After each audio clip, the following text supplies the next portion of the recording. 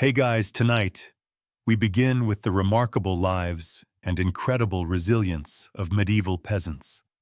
The everyday heroes who, despite the odds, managed to survive some of the coldest and most brutal nights in history. From makeshift insulation tricks to communal sleeping strategies, their story is one of grit, ingenuity, and determination. So before you get comfortable, take a moment to like the video and subscribe, but only if you genuinely enjoy what I do here. And let me know in the comments where you're tuning in from and what time it is for you. It's always fascinating to see who's joining us from around the world. Now dim the lights, maybe turn on a fan for that soft background hum, and let's ease into tonight's journey together. When you think of medieval life, you might imagine jousting knights, grand feasts, and merry fairs. But for the average peasant, winter was less about merit and more about how do we not die tonight. It wasn't just a season. It was a test of endurance that came around every year, like an especially cruel teacher who didn't believe in second chances. Picture this. You're living in a tiny mud and stick hut, with walls so thin you could probably hear a bird sneeze from outside. No insulation, no windows, unless you count a small hole stuffed with animal skin, and definitely no thermostat wars with your siblings. The inside temperature of your home was usually just a polite couple of degrees above whatever the weather was doing outside. If it was freezing outdoors, it was politely, slightly less freezing inside. Congratulations. Nights were the worst. Darkness swallowed everything. The wind howled like an angry ghost, and the fire in the hearth sputtered pathetically, doing its best, but mostly just roasting the toes of whoever was sitting closest. If you were on the other side of the room, sorry, you might as well have been camping outside with worse snacks. Clothing wasn't much help either. Peasants didn't own fancy fur coats or goose-down blankets. You had a couple of rough spun wool tunics, maybe a cloak that smelled suspiciously of goat, and a hope that layering them would turn you into some kind of human onion. Spoiler, it didn't really work. And forget about snuggling under soft quilts. Beds were often nothing more than sacks stuffed with hay, or straw maybe with a few old rushes thrown in for good measure, and bonus some fleas for extra company. Luxury, thy name is medieval peasant life. The cold wasn't just uncomfortable, it was dangerous. Frostbite, hypothermia, and general freezing to death were constant risks, especially for young children and the elderly. Every morning that you woke up still breathing was considered a minor miracle and honestly worth celebrating, maybe with a slightly less frozen turnip for breakfast. So yes, surviving a medieval winter wasn't about comfort. It was about gritting your teeth, piling on every piece of cloth you owned, huddling with your livestock, and praying you didn't wake up with icicles hanging off your eyebrows. And the real adventure, it was just beginning. If you think your apartment is drafty because the window doesn't close properly, medieval peasants would like a word. Their homes weren't just drafty. They were basically very enthusiastic wind tunnels with a roof. Most peasant houses were what historians politely call WL and Dorb construction. Translation sticks crisscrossed like a giant basket smeared with a charming mixture of mud, straw, and animal dung. Yes, dung. They weren't trying to be gross. Dung was a cheap, sticky insulator. Plus, it was always readily available, shall we say. These walls, no matter how lovingly smeared, didn't stand much chance against a proper winter storm. The cold wind found every crack, every gap, and gleefully danced its way into the one-room homes, swirling around and making sure you never got too comfortable. Privacy, absolutely not. Warmth, not really. Character building, definitely. And then there were the roofs. Thatched roofs looked picturesque, sure, but after a few months of rain and snow, they sagged, leaked, and occasionally let in the local wildlife. Nothing says pleasant evening like a squirrel dropping onto your dinner. Windows, if they existed at all, were laughably tiny and usually covered with thin animal hides or wooden shutters. Glass was so expensive that even the lord of the manor probably couldn't afford more than a single tiny pane and peasants. They were just happy if the wind didn't rip the cowhide right off the wall mid-blizzard. To make matters worse, floors were often just compacted dirt. When it rained or snowed heavily, mud seeped up through the ground, so technically you could say they had indoor water features. Not that they appreciated it. In winter, every step inside your own home could feel like trudging across a frozen marsh. Cold from below. Cold from above, cold from inside. It was a three-dimensional assault on your body heat. But medieval peasants weren't the type to whine. They packed gaps with moss-jammed old rags into the worst drafts and huddled close to each other.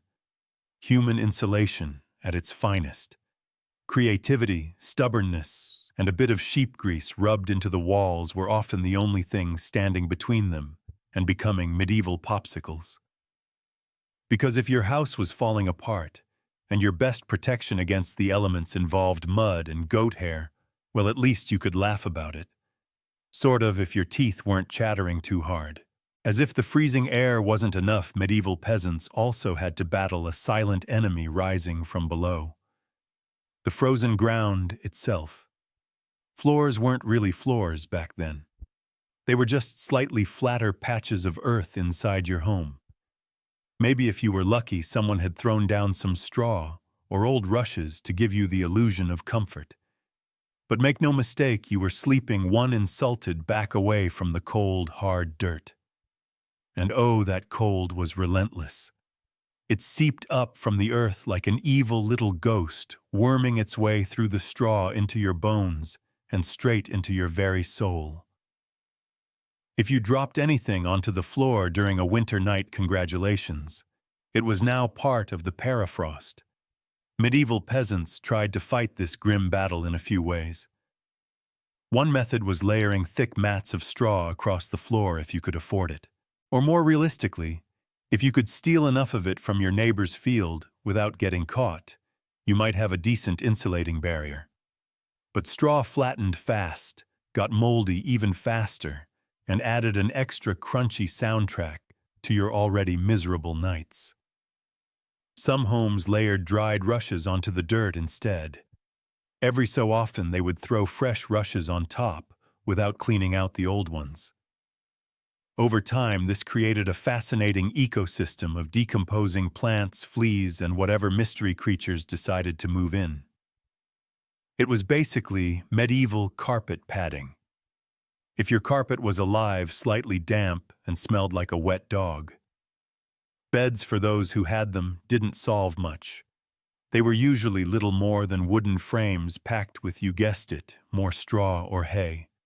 Instead of cozy mattresses, you had poking, shifting, crunchy layers that did little against the cold radiating from below.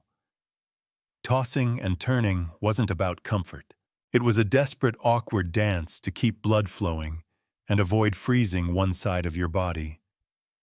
The truth is, medieval peasants didn't conquer the icy ground so much as learn to live uncomfortably above it. A good night's sleep wasn't about dreams or softness. It was about waking up with all your toes still attached. And if you could pull that off, hey, you were doing better than most. If medieval homes had a single hero during winter, it wasn't the roof or the walls or even the brave layers of dirt and dung insulation. It was the hearth, a crackling, stubborn fire pit that served as the only real defense against the cold, the darkness, and the general gloom of medieval life. At the center of nearly every peasant home was a simple fire. No fireplace with a fancy stone mantel, no neat chimney sweeping the smoke skyward. Instead, you had a basic pit or pile of stones, some half-burned logs, and enough smoke pouring into the room to make you wonder if you were slowly becoming a ham. That's right. Most homes didn't even have chimneys. Smoke just kind of did its best. It drifted out through small holes in the roof cracks in the walls or right into your lungs if it was feeling lazy that evening. It wasn't ideal for breathing or your overall lifespan. But on the bright side, it did a great job of fumigating fleas and other unwanted guests. Who needs pest control when you're marinating in smoke 247? The hearth wasn't just about warmth either. It was the kitchen, the light source, and sometimes even the medieval version of a television. People sat around the fire telling stories, gossiping, or just staring into the flames because, frankly, there wasn't much else to do after sunset. Keeping the fire alive wasn't just a nice idea. It was mandatory. Letting the fire die out at night was like putting up a sign for the cold to come in and finish you off. Plus, reigniting a fire in winter wasn't as easy as striking a match. You had to work with flint steel kindling and more prayers than you'd ever offered before. Everyone in the family had a duty. Stoking the flames, watching the embers, adding peat sticks, or if you were lucky, a precious piece of dry wood. It was a constant battle between human persistence and the smothering cold that wanted nothing more than to snuff you out. The hearth didn't guarantee survival, but without it, survival was downright impossible. It was a smoky, sputtering, often disappointing little fire. But in a medieval winter, it was the beating heart of hope. If there was one thing medieval peasants feared more than running out of ale, it was letting the fire go out overnight. Without that warm, flickering lifeline, the cold would creep in faster than a tax collector after harvest. And in the dead of winter, restarting a fire from scratch wasn't just inconvenient. It could be deadly. Matches didn't exist yet. Lighters dream on. Rekindling a fire meant striking flint and steel together, praying for a single precious spark, and then coddling that spark with tender love and whatever dry kindling you hadn't already burned days ago. Imagine trying to do all this in the freezing dark, half asleep with frozen fingers. Now add a hungry wolf howling in the distance for extra motivation. So peasants got smart. They banked the fire. No, not in a cozy savings account. Banking meant carefully burying the embers under a mound of ash right before bed. The ash acted like a blanket, insulating the glowing coals and keeping them alive just barely until morning. If you did it right, you could stroll over at sunrise, poke the pile a little, add fresh wood, and voila, fire without the frostbite. But if you did it wrong, well, let's just say mornings got a whole lot colder and a whole lot grumpier. Fire banking was an art passed down from parent to child, like a prized family recipe. Everyone had their own little secrets. Some said use dry ash only. Others insisted a bit of dampness was key. Some packed the embers tight. Others let them breathe. You could practically start a medieval argument just by suggesting a better fire banking method. It was the ancient version of arguing over barbecue techniques, just with slightly higher survival stakes. Sometimes banking the fire wasn't enough. A howling wind might sneak through a crack and snuff it out anyway. Or a clumsy sheep might stumble into the hearth. Yes, it happened. That's why some families took turns getting up in the night to check the coals. Basically, the medieval equivalent of sleepwalking to the thermostat. In the end, fire banking was less about mastering nature and more about buying just a few more precious hours of warmth. And if you woke up to even a single surviving ember, that was your victory right there. And enough to face another day of battling the cold.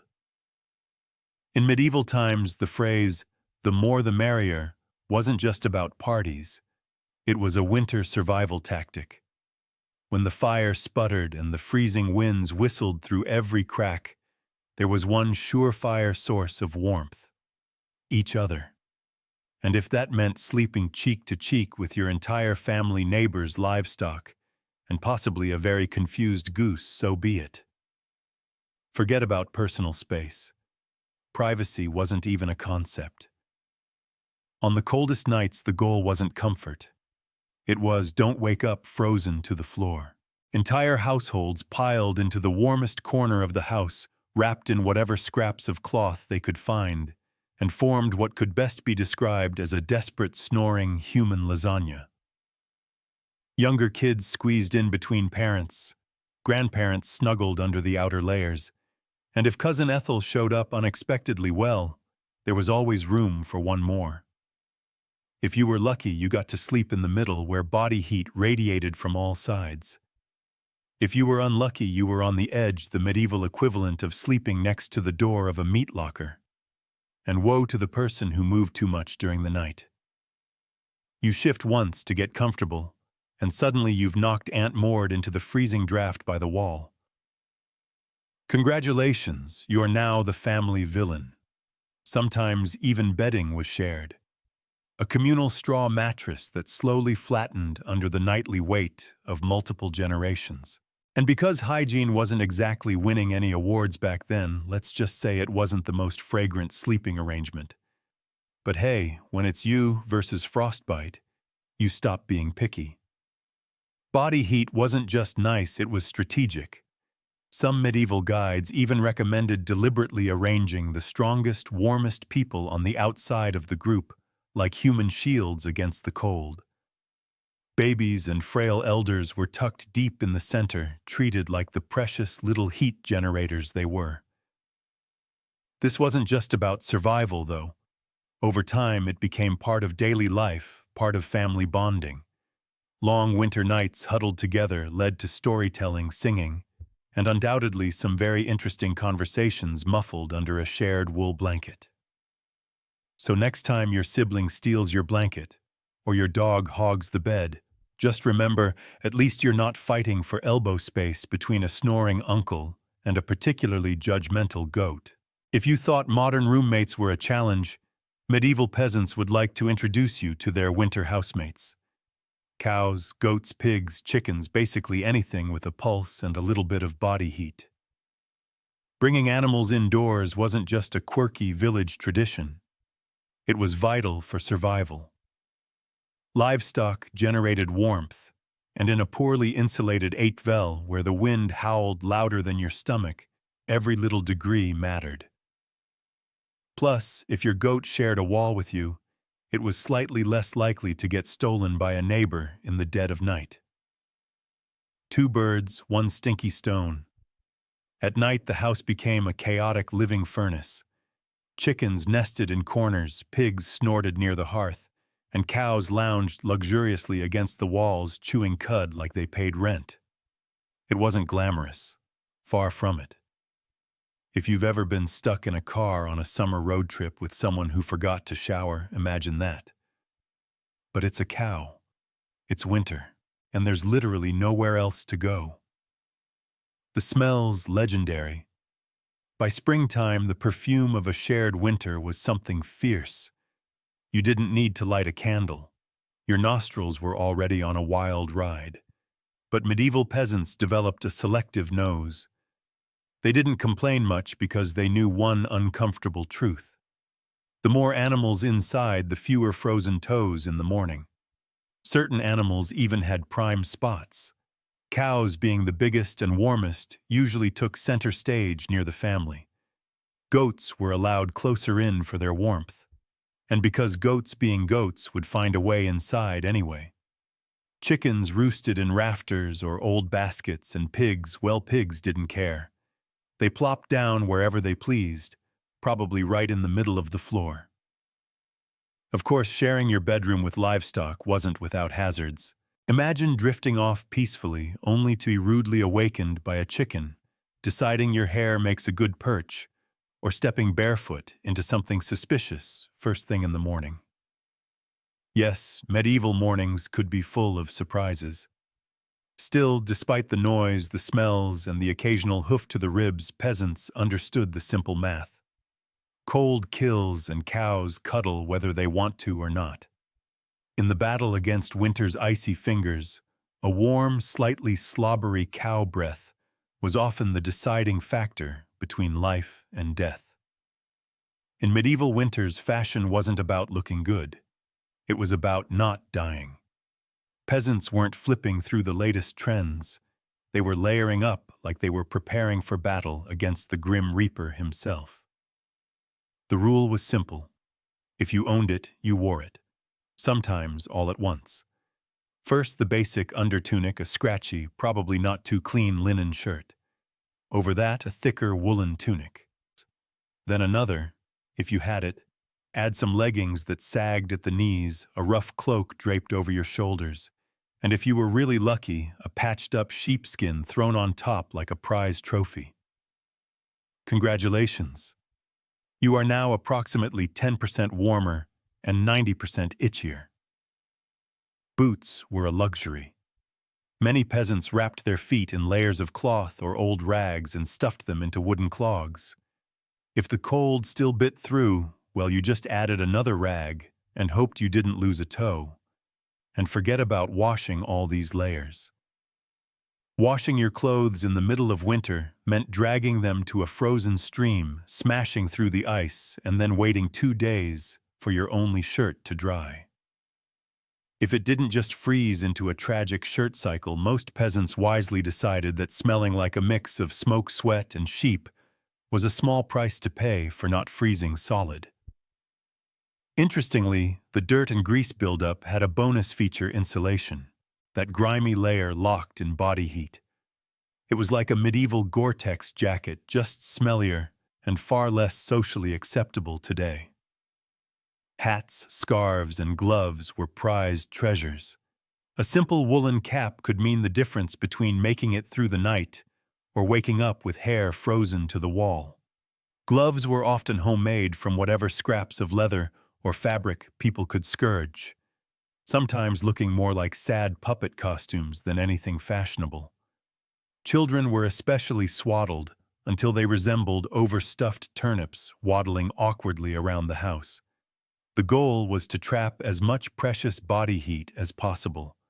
Style elegance never heard of them. Warmth was the real medieval flex. So the next time you complain about layering up for a chilly day, just remember medieval peasants walked around wearing half their wardrobe at once, looking like lumpy laundry bags, and counting themselves lucky for it. In the medieval peasant playbook, dirt wasn't just something you scrubbed off. It was practically a survival tool. As it turns out, getting grimy wasn't a sign you'd given up on life. It was tactical, strategic, dare we say, genius. See, winter posed a very specific problem: heat loss. Clean clothes, especially freshly laundered linen, were surprisingly terrible at keeping you warm. They were breathable, sure, but when the air temperature hovered somewhere between hypothermia and instant regret, breathable wasn't exactly a selling point. That's where dirt came in. As peasants trudged through day after day without washing their clothing, layers of grime, natural body oils, and good old-fashioned mud began to build up on their tunics, cloaks, and leggings. Over time, this natural armor clogged the tiny gaps in the fabric, making clothes more wind-resistant. It was like medieval weatherproofing, just smellier. Sure, you smelled like a goat who lost a bet. But guess what? You were warm. In fact, some medieval folks believed that washing yourself too often in winter could actually make you sick. Better to keep that protective holy filth barrier intact. Bathing was rare laundry, even rarer, and soap, when it existed, was reserved for serious occasions, like when the bishop showed up, or maybe right before you died. Adding to the strategy, peasants layered their clothes without changing the ones underneath. You just threw your new layer on top of last month's. Eventually, you became a walking museum of the past 6 weeks. Every stain telling the heroic story of that one time I slipped in the mud but didn't die. To outside observers, medieval peasants might have looked and smelled like they had completely given up on hygiene, but the peasants knew better. That grimy, crusty tunic was a thermal shield against death by frostbite. It wasn't glamorous, but neither was freezing to death because you wanted to smell like flowers. Besides, in a world where literally everyone stank to high heaven, you weren't offending anyone. Nose blindness was practically a way of life. So yes, in medieval winters, filth wasn't failure. It was fashion. it was function.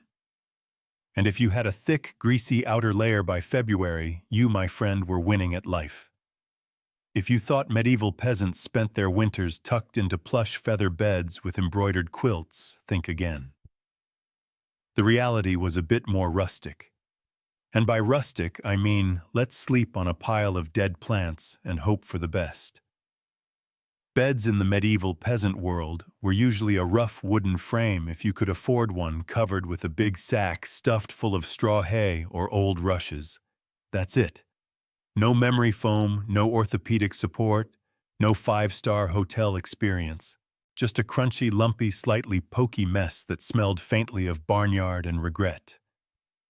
Every toss and turn in the night brought a delightful soundtrack of crinkling straw and the occasional sharp jab from a rogue stalk. Some peasants even skipped the wooden frame altogether and just threw the straw straight onto the dirt floor, creating a luxurious groundal sleeping experience that modern influencers would probably rebrand as earth-connected slumber. The straw mattresses weren't just uncomfortable, they were temporary. Over time, the straw flattened, grew moldy, attracted bugs, and generally turned into a biological hazard zone. Changing the straw was a big event, usually done a few times a year, if you were diligent or whenever your bed started actively moving without your permission. Rushes were a popular alternative. These long grasses were spread thick on the floor, sometimes mixed with herbs, like lavender or rosemary, to mask the overwhelming odor livestock aroma of daily life. Fresh rushes smelled lovely for about a day. After that, they became part of the muddy, trampled landscape inside the house, blending seamlessly with dirt food scraps and whatever else wandered in. And let's not forget the bedfellows. Fleas, lice, and other charming critters loved straw bedding almost as much as the peasants did. If you woke up scratching more than you slept, congratulations. You were living the authentic medieval experience. Despite the hardships, these humble beds were lifesavers. Piles of straw provided a crucial insulating layer against the frozen earth, and clumping together atop them created pockets of shared body heat. Medieval central heating at its finest. So next time you sink into your soft, supportive mattress, just remember, somewhere out there, a medieval peasant is looking down at you from history, grinning through a mouthful of missing teeth and saying, "Must be nice."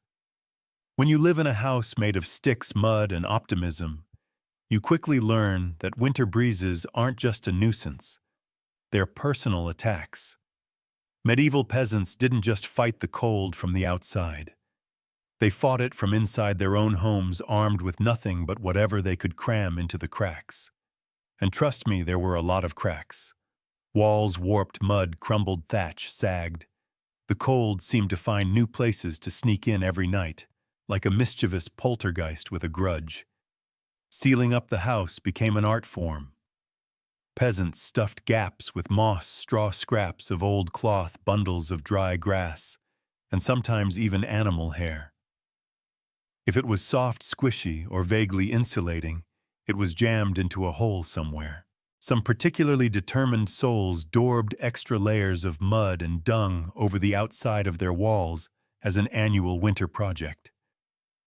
Imagine standing there in freezing weather, slapping cold manure onto your own house while muttering, "This is fine, this is luxury." Because in a way it was. Roof leaks were another battlefield. Thatch, while cheap and plentiful, wasn't exactly waterproof, especially after a few seasons of rain and snow. Peasants would plug holes in the roof with spare bits of cloth, bundles of reeds, or in moments of true desperation, chunks of turf stolen from the nearest field.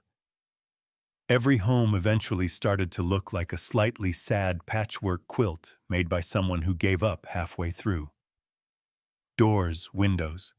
If you had them, you were lucky. But even then, they were little more than wood planks hung by iron nails and sheer stubbornness. Window holes were often covered with animal hides, or thick cloth soaked in animal fat, to block out the worst drafts and add a bonus aroma of mystery meat to the living space. Every night was a battle between human ingenuity and the relentless, sneaky cold.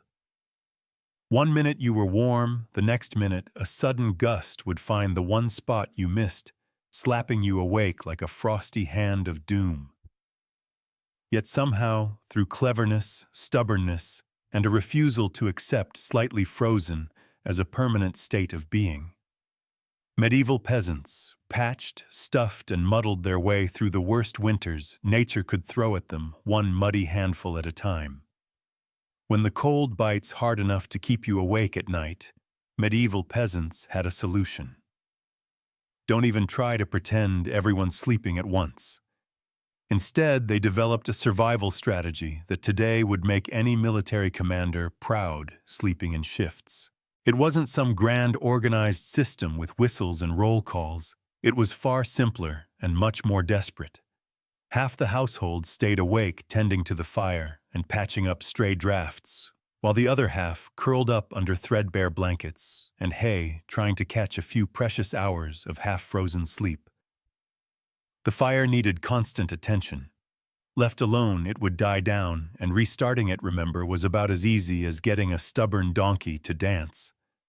So someone had to be on ember patrol. And since no one wanted to get up once they were finally warmish, families rotated shifts. You dozed for a few hours, got elbowed awake, then stumbled over to the hearth to poke prod and cursed the fire back to life while trying not to step on a goat. The rotation wasn't glamorous. There were no night vision goggles, no late-night snacks, and certainly no 5 more minutes snooze buttons. Just stiff joints, heavy eyelids, and a growing resentment toward whoever snored loudest during your shift.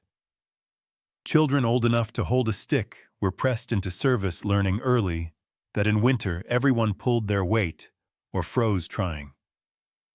Grandparents sometimes stayed by the fire longer, both because of their experience and frankly because arthritis made lying down and getting up again a monumental event. And when it was your turn to sleep, good luck with people moving about, animals, rustling wind, battering the walls, and the occasional sharp nudge from a sibling who accidentally rolled over too hard. Getting quality rest was a miracle. Yet despite the exhaustion, the system worked. Sleeping in shifts meant that there was always a set of eyes and cold, begrudging hands ready to keep the hearth alive. The embers survived, and by extension, so did the family.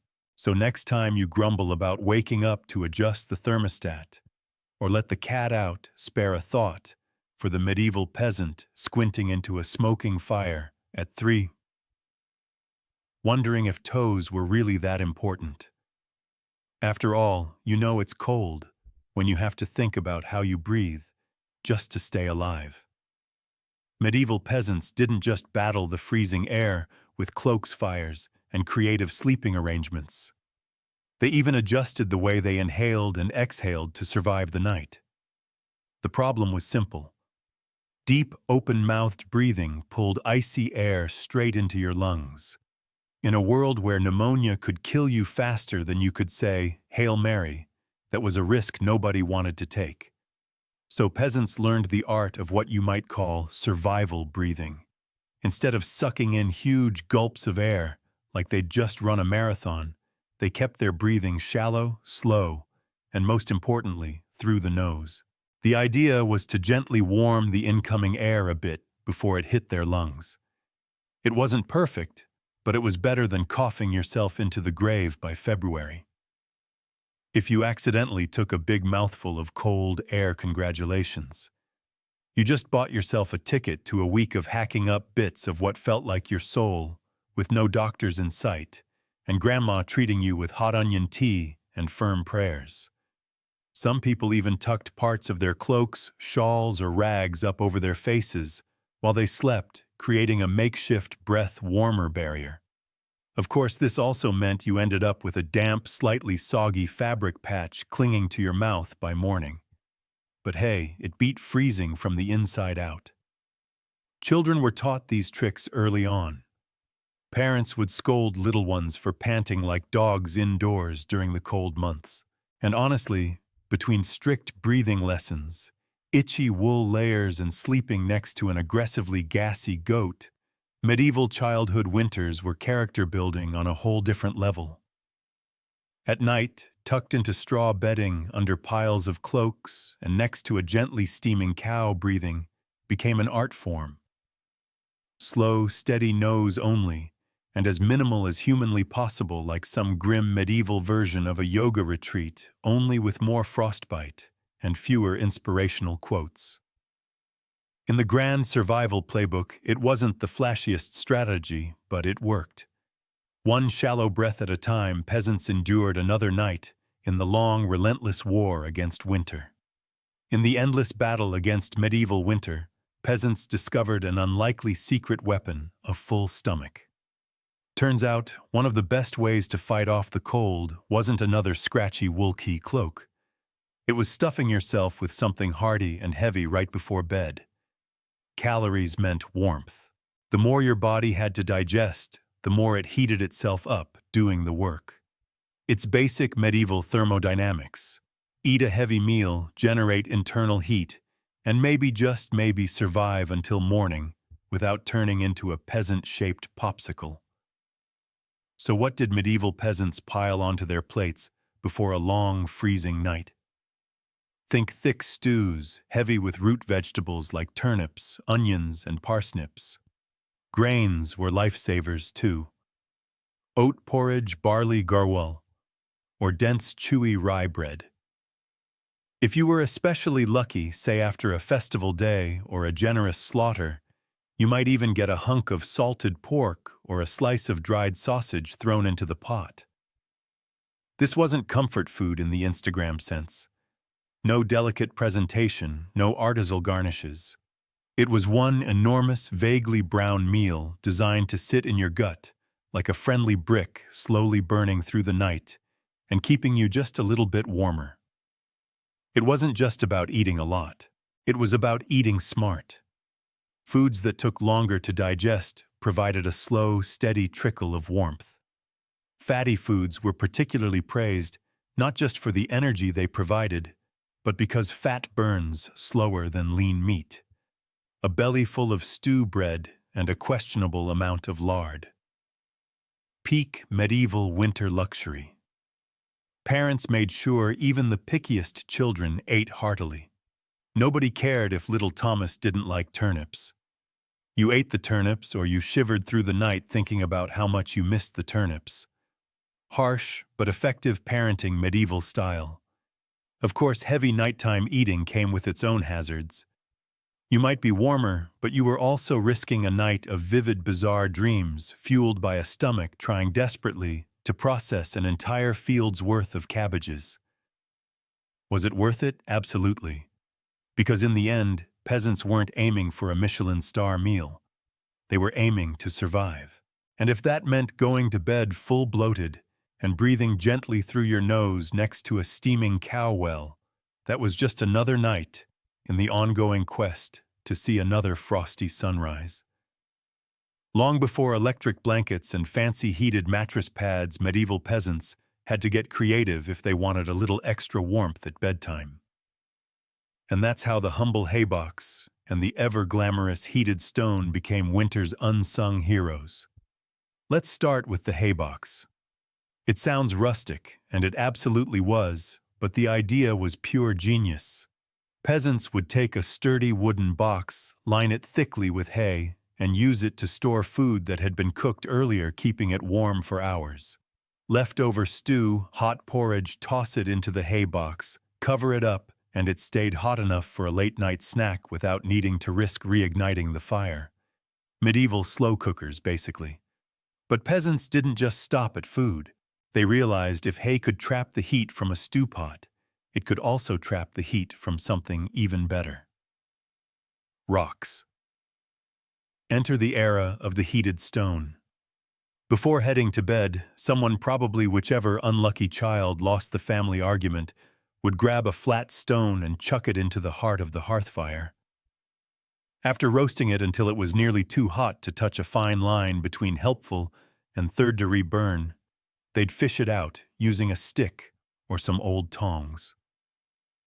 The stone, still radiating blissful warmth, would be carefully wrapped in rags, tucked into an old piece of cloth, or jammed into a clay pot, then slipped under the hay in the mattress or down at the foot of the bed. A medieval heating pad, ready to do battle against the frozen earth. Of course, there were risks. If you didn't wrap the stone properly, congratulations. You now had a small, localized house fire. And if you dropped it on your foot, well, let's just say winter injuries weren't always caused by slipping on ice. But when everything went right, that stone provided precious, comforting warmth that could last for hours.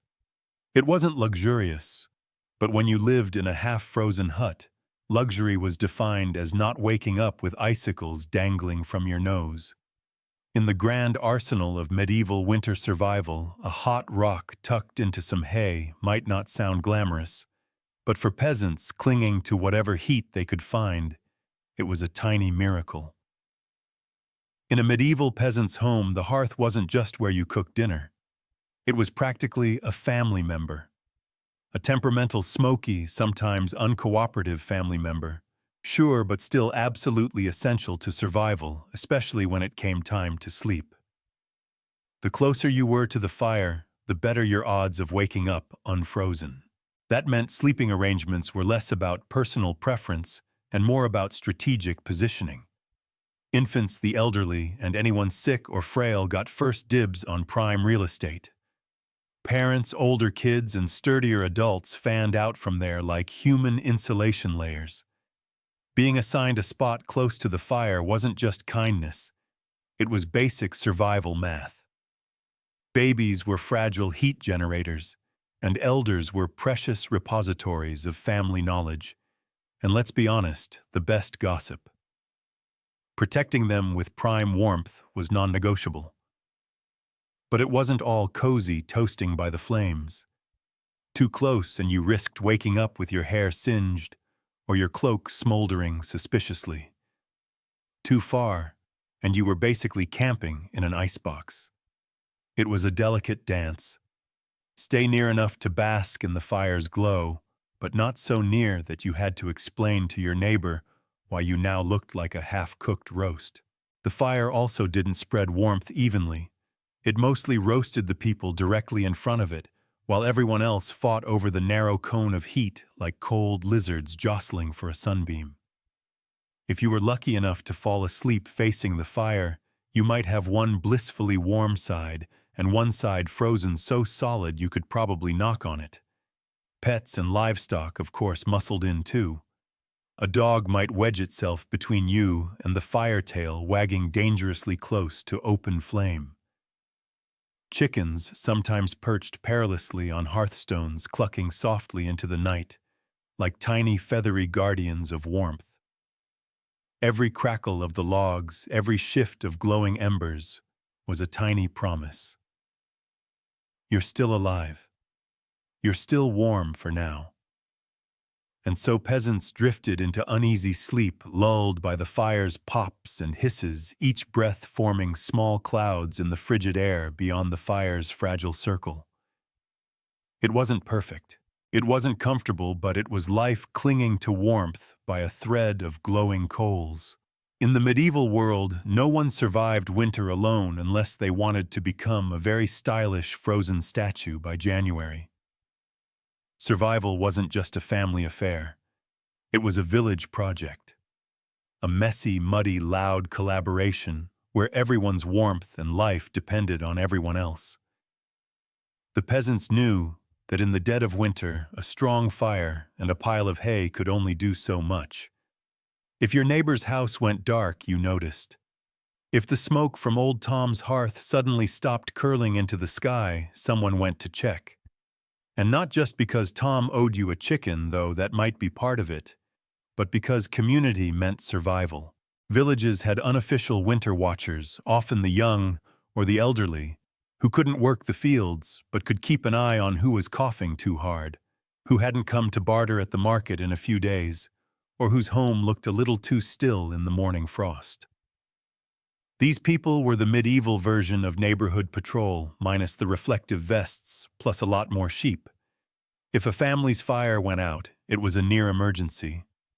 A good neighbor would rush over with a glowing coal bundled in rags, or better yet, invite them into their own smoky, overcrowded hut for the night. Yes, it meant squeezing an extra 4 bodies into an already cramped space, but it was better than finding frozen friends come spring thaw. Communal food stores played a role too. During especially brutal winters, villages sometimes pulled their last salted meat grain and dried vegetables.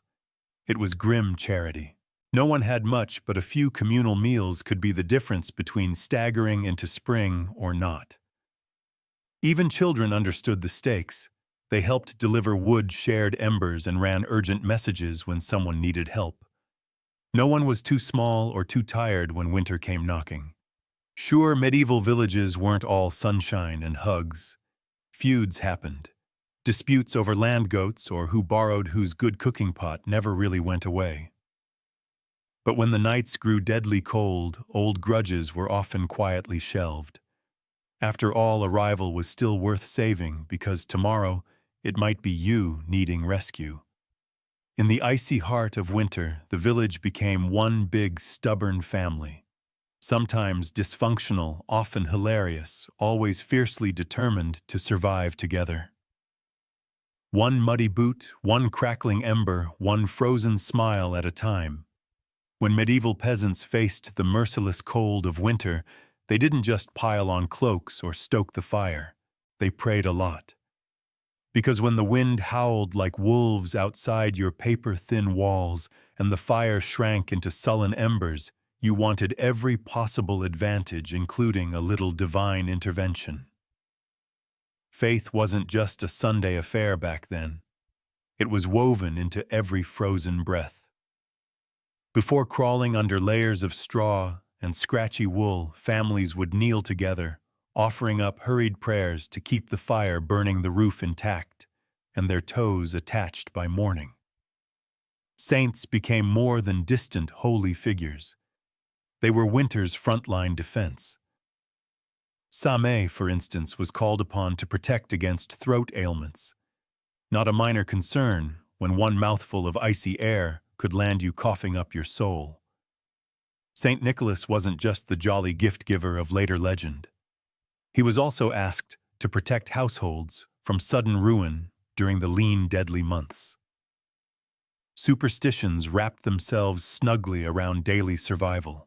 Some families sprinkled a little holy water near the hearth before sleeping, hoping it would protect against evil spirits, or at the very least, mischievous drafts.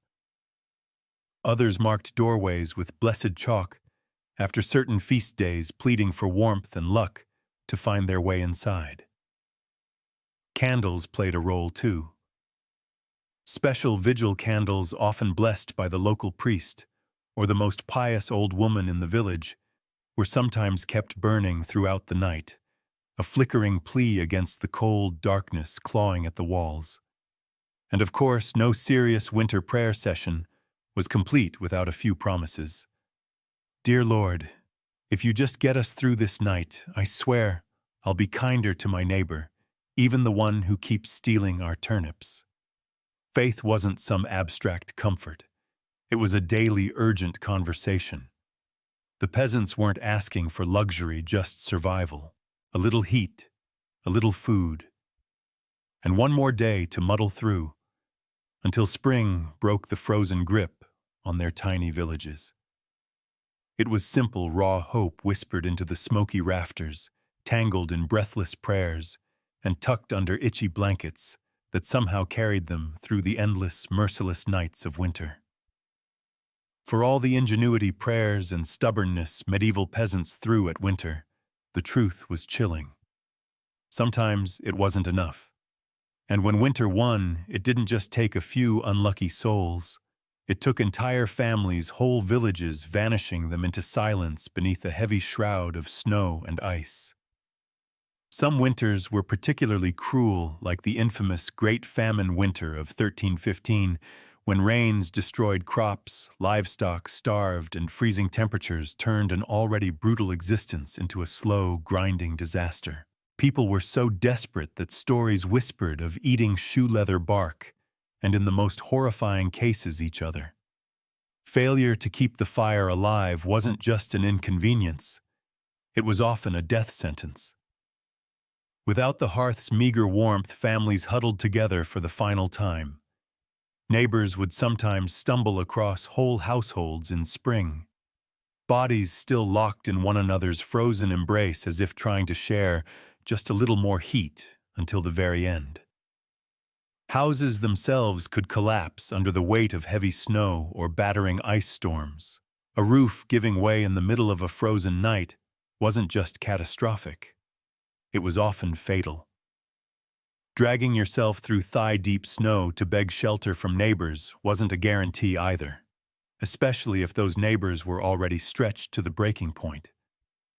Disease loved the cold, too. Starvation weakened the body, and cramped, smoky homes turned into breeding grounds for pneumonia, bronchitis, and other deadly infections. A simple cough in December could easily be a funeral by January. And then there was the quiet horror frostbite. Fingers, toes, even ears blackened and died while still attached to their owners. Some villagers survived winters at the cost of their limbs, a grim badge of honor that said, "I made it through, but winter took a piece of me." Yet what's most haunting isn't just the death, it's the eerie normalcy of it.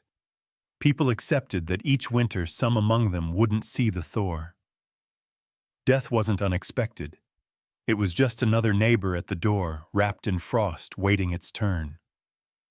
Even amid the bitter cold and constant threat, medieval peasants pressed on stubborn grieving, clinging to life. Because as long as there was one ember left in the hearth, one breath hanging in the frozen air, there was still a fight worth fighting. When we look back at medieval peasants, those muddy, frost-bitten survivors of endless winters, it's tempting to see only their hardships, the cracked hands, the frozen toes, the smoke-choked huts. But buried beneath all that struggle is something far more powerful. A legacy of raw, stubborn ingenuity and unbreakable endurance. They didn't have central heating thermal jackets or cozy memory foam mattresses. They didn't even have the luxury of assuming they'd survive until spring. But what they did have, and what they left behind, was the blueprint for resilience. Every hasted mattress, every hand-banked fire, every moss-crammed wall gap was a testament to human creativity under pressure. Faced with impossible odds, they didn't collapse in despair. They adapted. They learned from the land, from each other, and from the bitter lessons carved by each brutal winter. Their communities were built on more than shared land. They were built on shared survival. They taught each other to watch over the sick, to pull resources when food ran low, to trust that helping a freezing neighbor today meant someone might help you tomorrow. They lived by the understanding that no one beats winter alone. Their faith, too, was a kind of endurance. They were prayers into their daily lives, not just out of fear, but out of hope. Fragile, stubborn hope that tomorrow might be a little warmer, a little brighter. Hope that after 100 dark nights, spring would come again, and life would find a way to push through the frozen ground. And somehow it did. Because of their sacrifices, because of their unglamorous victories, surviving one more night, one more storm, future generations thrived. Bit by frozen bit, they pushed humanity forward, enduring winters their ancestors could barely survive, until warmth and comfort became common expectations instead of distant dreams. Their blood, sweat, and ingenuity are stitched invisibly into the lives we live now. Every cozy blanket, every warm house, every lazy winter evening spent sipping tea under soft lights. All of it is the end result of countless medieval peasants refusing to give in to the cold. So the next time the wind howls outside your double-pennied window, maybe spare a thought for them. The nameless, fearless ones who turned shivering survival into a living legacy. One ember, one breath, one stubborn heartbeat at a time. Anne Boleyn didn't come into the world with a crown on her head or armies at her feet. Born around 1501, likely at Blickling Hall or Hea Castle, she was the daughter of Thomas Boleyn, an ambitious diplomat, and Elizabeth Howard, a noble woman with powerful family ties. In the grand scheme of Tudor society, Anne's birth barely stirred a ripple. Yet from these modest beginnings, something extraordinary was taking root. A life that would one day tilt the course of English history. From an early age, Anne was set apart not by her wealth, but by her mind. She was clever-spirited and by all accounts magnetic.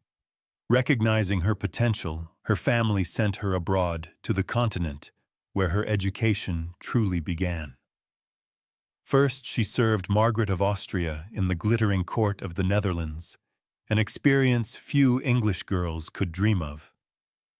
There, Anne absorbed the art of diplomacy, refined manners, and the subtle dance of European politics. But it was in France that Anne's brilliance was truly polished. She spent years in the sophisticated courts of Queen Claude and Queen Marguerite of Navarre, learning the language of influence, elegance, flirtation, wit. While other young women perfected their embroidery, Anne mastered conversation intrigue and the art of commanding attention without ever seeming to seek it. By the time she returned to England in the early 1520s, Anne was something rare, a woman who could rival the sophistication of continental courtiers while carrying the ambition of a rising English house. She wasn't a classic beauty. Even her admirers admitted as much, but she was arresting.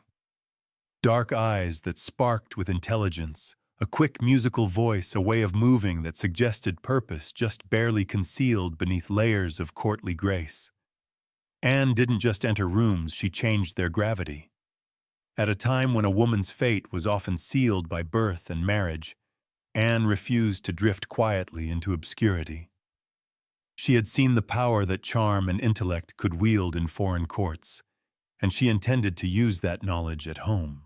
Anne Boleyn was still a young woman, then clever, ambitious, untested, but history was already beginning to stir around her.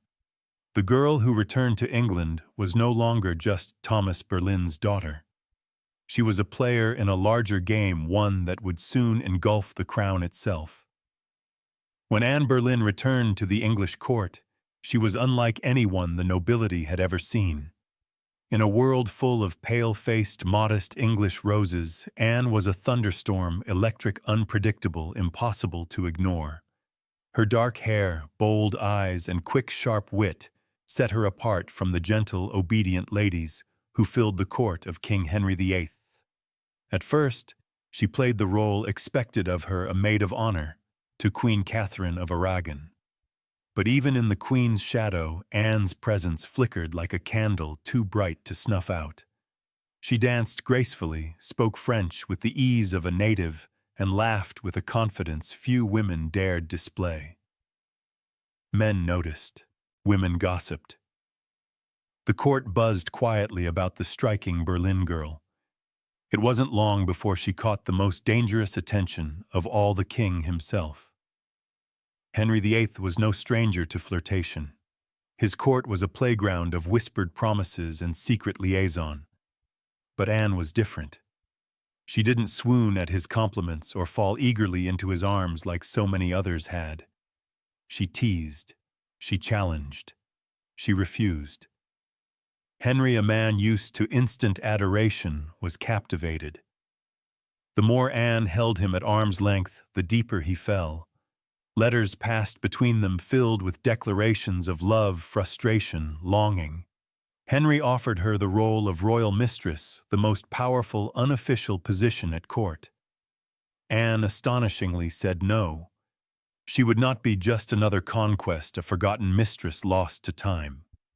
If Henry wanted her, he would have to make her his wife. It was a gamble so audacious that it stunned the court. After all, the king was already married. His Queen Catherine was beloved by the people and fiercely protected by her nephew, the Holy Roman Emperor. The church itself would have to be defied for Henry to claim Anne. But Anne didn't flinch. She had lived in the courts of Europe, where queens wielded soft power from behind lace fans and painted smiles. She knew ambition was a dangerous game, but it was a game she intended to win. Standing in the candle-lit halls of the English court, Anne Boleyn made her choice not to be merely admired, but to change her destiny and England's forever.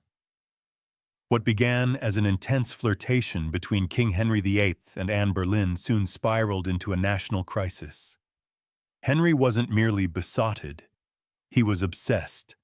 And in his obsession, he was willing to tear apart everything England had known for centuries. The king's desire to marry Anne hit a small snag. Namely, he was already married to Queen Catherine of Aragon. Catherine, dignified and resilient, refused to quietly step aside.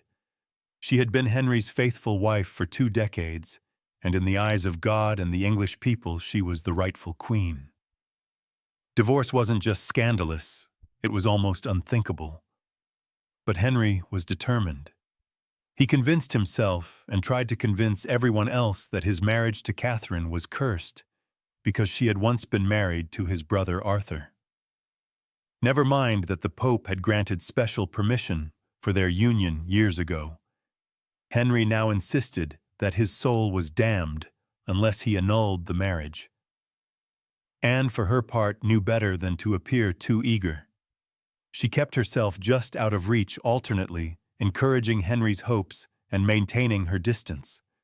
Every glance, every word was measured. She wasn't merely aiming for marriage, she was positioning herself to become Queen of England. The court erupted into whispers and factions. Some noble families eagerly courted Anne's favor, seeing the winds of power shifting. Others clung fiercely to Queen Catherine, horrified at the idea of Anne replacing her.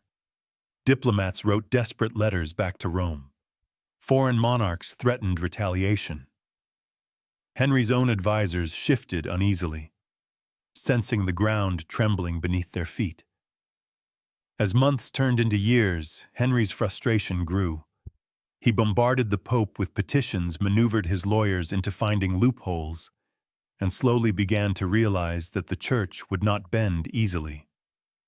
Catherine had powerful allies, including her nephew, Emperor Charles V, the most powerful man in Europe. Still, Henry pressed on, defying advice, tradition, and increasingly the law itself. His courtship with Anne had become something far greater than personal desire. It was now a challenge to the very structure of England's political and religious life. Anne wasn't just capturing a king's heart. She was dragging an entire kingdom into uncharted waters. A dangerous game had begun, and there could be no turning back. After nearly 7 agonizing years of maneuvering, scandal, and diplomatic chaos, Anne Boleyn's gamble paid off. In January 1533, she secretly married Henry VIII, a bold move given that he was still technically married to Catherine of Aragon in the eyes of the Pope and much of Europe. By June, Anne was crowned Queen of England in a lavish ceremony at Westminster Abbey. It should have been the crowning moment of her life, but the atmosphere was far from universally joyful. The people of London watched with weary eyes.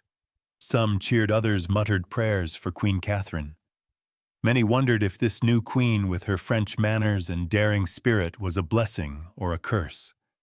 Anne entered her queenship not as a beloved figure, but as a storm. Unlike Catherine, who embodied traditional English values of humility and piety, Anne was dazzling, provocative, and politically savvy. She wore bold colors, commanded the court with sharp intelligence, and made powerful enemies with breathtaking speed. Her position, while seemingly secure, was also terrifyingly precarious. Everything rested on one thing: providing Henry with a male heir. Anne knew this as keenly as anyone. She was not merely Henry's lover anymore. She was the hope of a dynasty. Early in her pregnancy, Anne and Henry were elated, certain the child would be a boy. But in September 1533, Anne gave birth to a daughter, Elizabeth. To Anne's credit, she masked her crushing disappointment with grace, insisting the next child would surely be a son. Henry, however, was less composed. His eyes, once full of adoration, now flickered with doubt. Still for a time, Anne's star burned brightly. She reshaped the English court in her image, elevating her family to unprecedented heights and becoming the first queen in English history. Crowned with the sacred oil usually reserved for kings, her influence was vast. Foreign ambassadors sought her favor. Couriers reshuffled alliances to be in her good graces. The once obedient Henry began moving England officially away from Rome, creating the Church of England with himself at its head. All so that Anne's crown could not be questioned. Yet even in her triumph, dark clouds gathered. Friends whispered behind their hands. Rivals circled waiting, and Henry, fickle and restless, was already beginning to look beyond the brilliant woman who had rewritten the kingdom for him. Anne had won the throne, but keeping it would demand more than charm, ambition, or even love. Anne Boleyn had climbed higher than almost any woman of her time. But the higher you rise, the harder the fall. Almost from the moment she placed the crown on her head, the cracks in her world began to show. At the heart of Anne's struggles was the pressure to produce a male heir. Her first child, Elizabeth, though bright and healthy, was not the son Henry VIII had hung his dynastic hopes upon, and the clock was ticking. Anne suffered multiple pregnancies in quick succession, but heartbreak followed. Miscarriages that left her physically weakened and emotionally battered.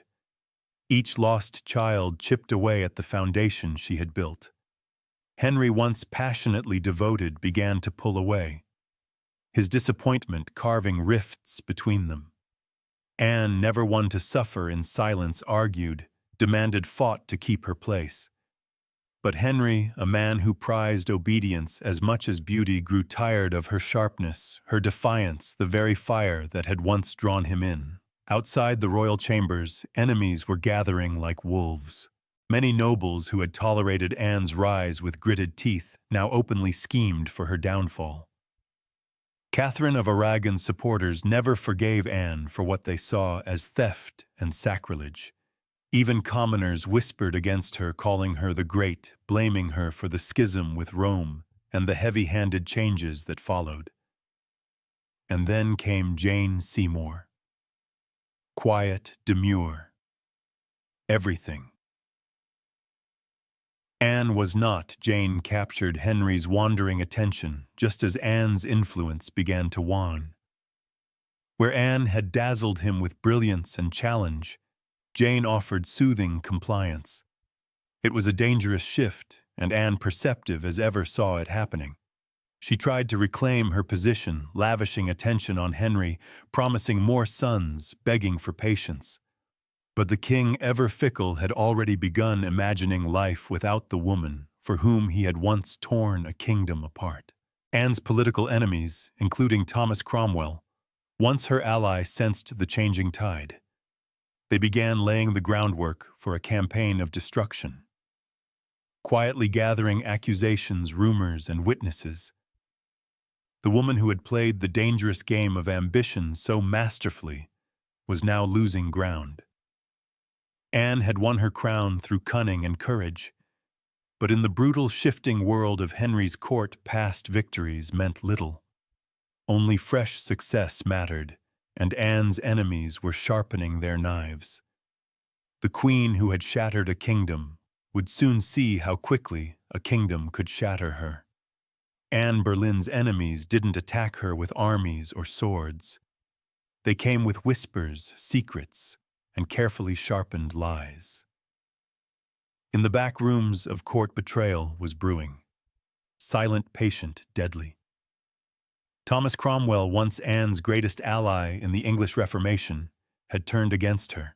Their alliance had been built on mutual ambition, but now their interests clashed. Anne wanted reforms to help the poor and limit the power of greedy nobles. Cromwell wanted stability, favor with Henry, and no interference. Anne's boldness had made her dangerous, and in Henry's fickle heart, love had curdled into irritation, suspicion, and cold detachment. Anne had few true friends left, Even her charm, once her greatest weapon, now grated against the court's hunger for a gentler, more pliable queen. And Jane Seymour, quiet and calculating, waited just out of sight. The perfect contrast to Anne's fading fire. It was Cromwell who moved first, knowing Henry was restless, knowing that the king wanted an exit, but lacked a convenient excuse. Cromwell offered a solution. What if Anne could be removed not by divorce, which would humiliate Henry, but by disgrace? The accusations were wild, monstrous, even adultery, incest, conspiracy against the king. Anne, the proud, brilliant queen, painted as a betrayer, a temptress, a threat to the very crown she once redefined. Cromwell carefully gathered evidence, coaxing confessions under torture, twisting courtly flirtations into damning testimony.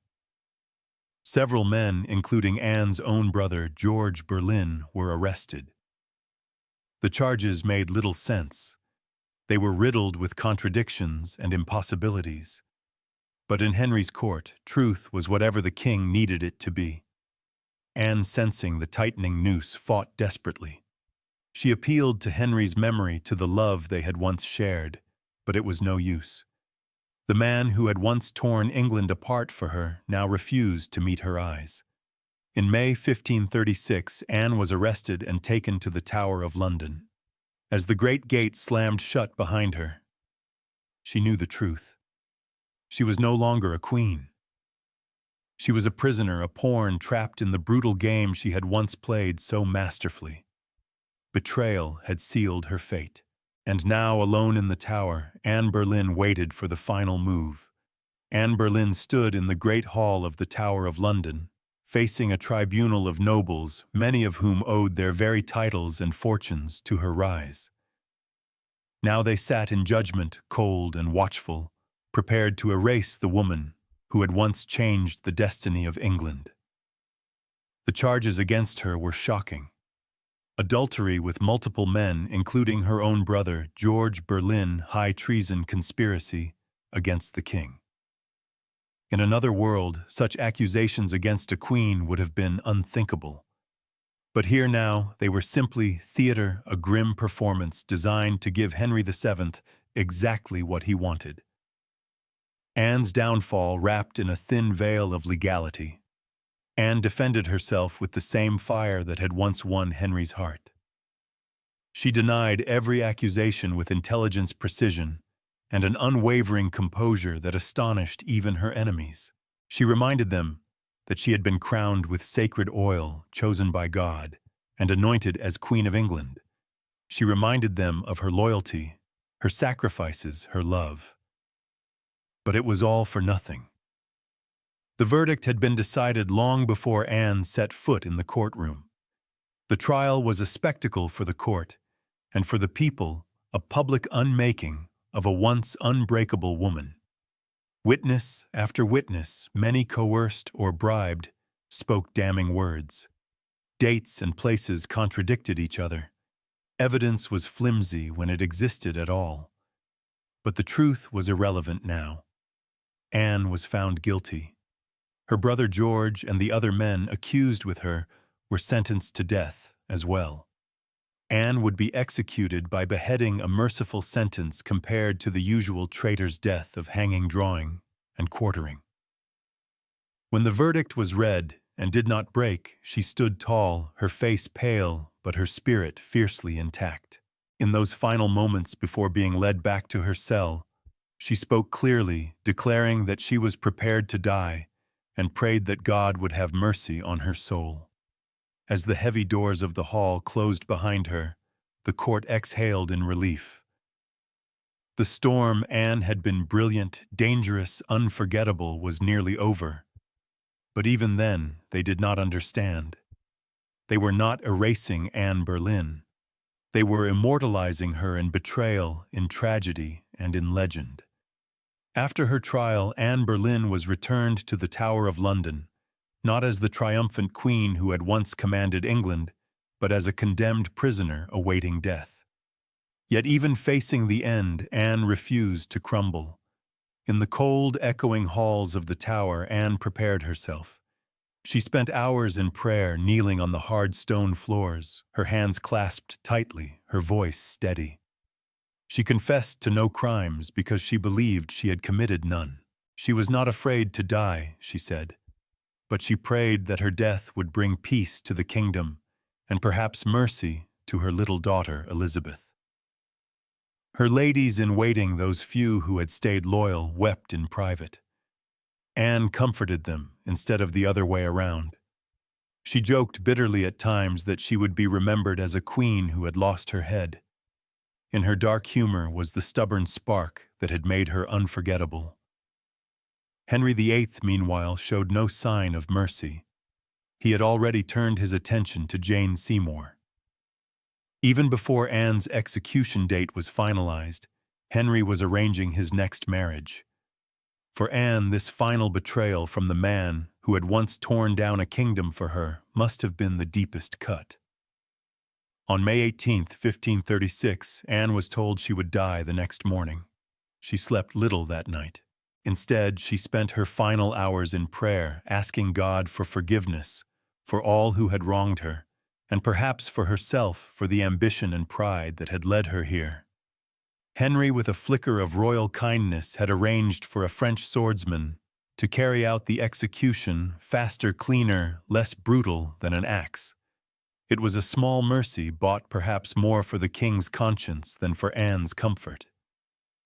At dawn, Anne dressed carefully for her final moment. A dark gray gown of damask trimmed with fur, a crimson kirt beneath colors of dignity of sacrifice. She pinned up her dark hair and tucked it beneath a simple cap, ready to face the blade with grace.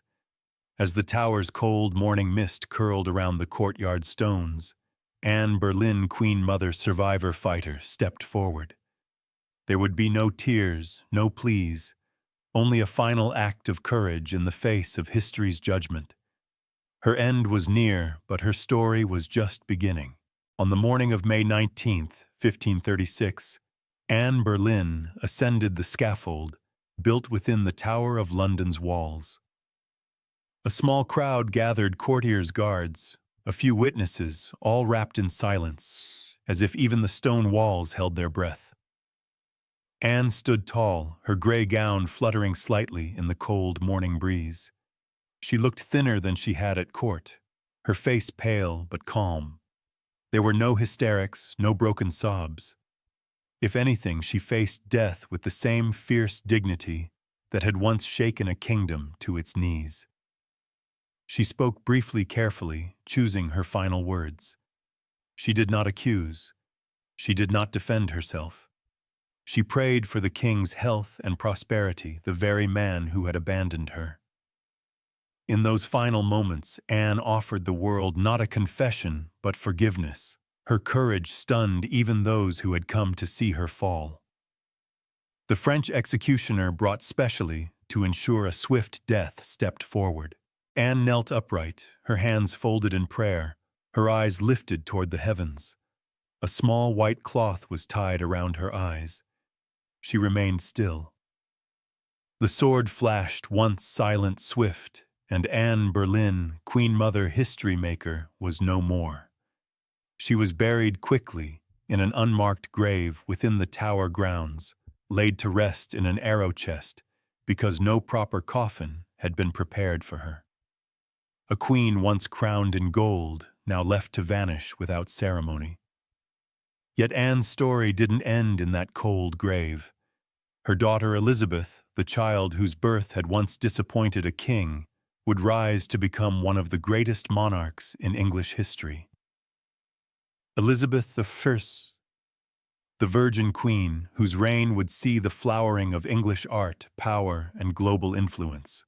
A queen who inherited her mother's fierce spirit, sharp mind, and unyielding resilience. Anne Boleyn changed the course of England forever. Her ambition helped trigger the break with Rome and the birth of the Church of England.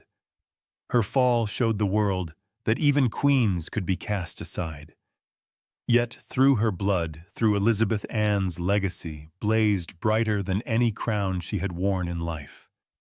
In the end, Anne Boleyn won a kind of immortality. not through her survival, but through her indelible impact on history. By the early 1770s, the American colonies simmered like a pot left too long over a roaring fire. The relationship with Britain, once seen as the proud mother country, had soured into resentment, suspicion, and growing fury. It hadn't started with tea. Years earlier, the Stamp Act had enraged colonists by placing taxes on everything from newspapers to playing cards. That was followed by the Townshend Acts taxing essentials like paper, glass, and paint. Each new law passed thousands of miles away by a parliament in which the colonists had no representation was like another spark landing in dry brush. At first, the anger showed itself in polite petitions and fiery pamphlets. Colonial assemblies drafted formal protests. Merchants organized boycotts. Writers like Samuel Adams and John Dickinson filled newspapers with passionate arguments about liberty and rights. But as time wore on, frustration deepened into something darker. A slow realization that Britain wasn't listening. Worse, Britain didn't care. Many colonists clung to the hope that if they just made enough noise, if they just reasoned hard enough, Parliament would repeal the taxes, and sometimes they did. The Stamp Act was famously repealed after loud colonial protest. But every small victory was followed by new legislation, new taxes, new insults. It wasn't about the money. It never really was. The taxes themselves were modest by British standards. What infuriated the colonists was the principle. They were being taxed without consent, treated as subjects, rather than citizens ruled like distant possessions rather than partners. Boston, more than any other city, became the beating heart of resistance. The Sons of Liberty, a secretive, fiery group of patriots, grew louder and bolder. In 1770, tensions exploded into violence when British soldiers fired on unarmed civilians in what became known as the Boston Massacre. Blood had already stained the cobblestones. Trust was a thing of the past. By 1773, the colonies were teetering on the edge. A final insult would tip them into open defiance, and it came not in the form of soldiers or new laws or armies, but in the quiet, seemingly harmless shape of crates stacked with tea. The colonists didn't know it yet, but the night that tea floated in the cold waters of Boston Harbor, the world would change forever. In 1773, Parliament made a critical miscalculation. Believing the American colonies would quietly accept cheaper tea, they passed the Tea Act, a law that was supposed to save the struggling British East India Company and incidentally reassert Britain's right to tax the colonies. On paper, it looked like a good deal. The Tea Act allowed the company to sell tea directly to the colonies, cutting out the middlemen, slashing prices, and offering a luxury product at a bargain a few pennies cheaper. What could possibly go wrong? Everything. Because the problem wasn't the price of tea, it was the principle behind it. The Tea Act left the hated tax on tea firmly in place. Accepting the tea even at a discount would mean acknowledging Parliament's right to tax the colonies without their consent. To many Americans, that was unthinkable. A surrender of the liberties they had fought to protect for more than a decade. The news of the Tea Act spread like wildfire through the colonies. Merchants fumed. They saw their livelihoods threatened by a monopoly that would crush local trade. Patriots raged at the hidden message. The Crown still believed it could do whatever it pleased. In Boston, the reaction was especially fierce. Already a city scarred by the Boston Massacre and years of economic hardship, Bostonians recognized the Tea Act for what it was, a trap disguised as a bargain.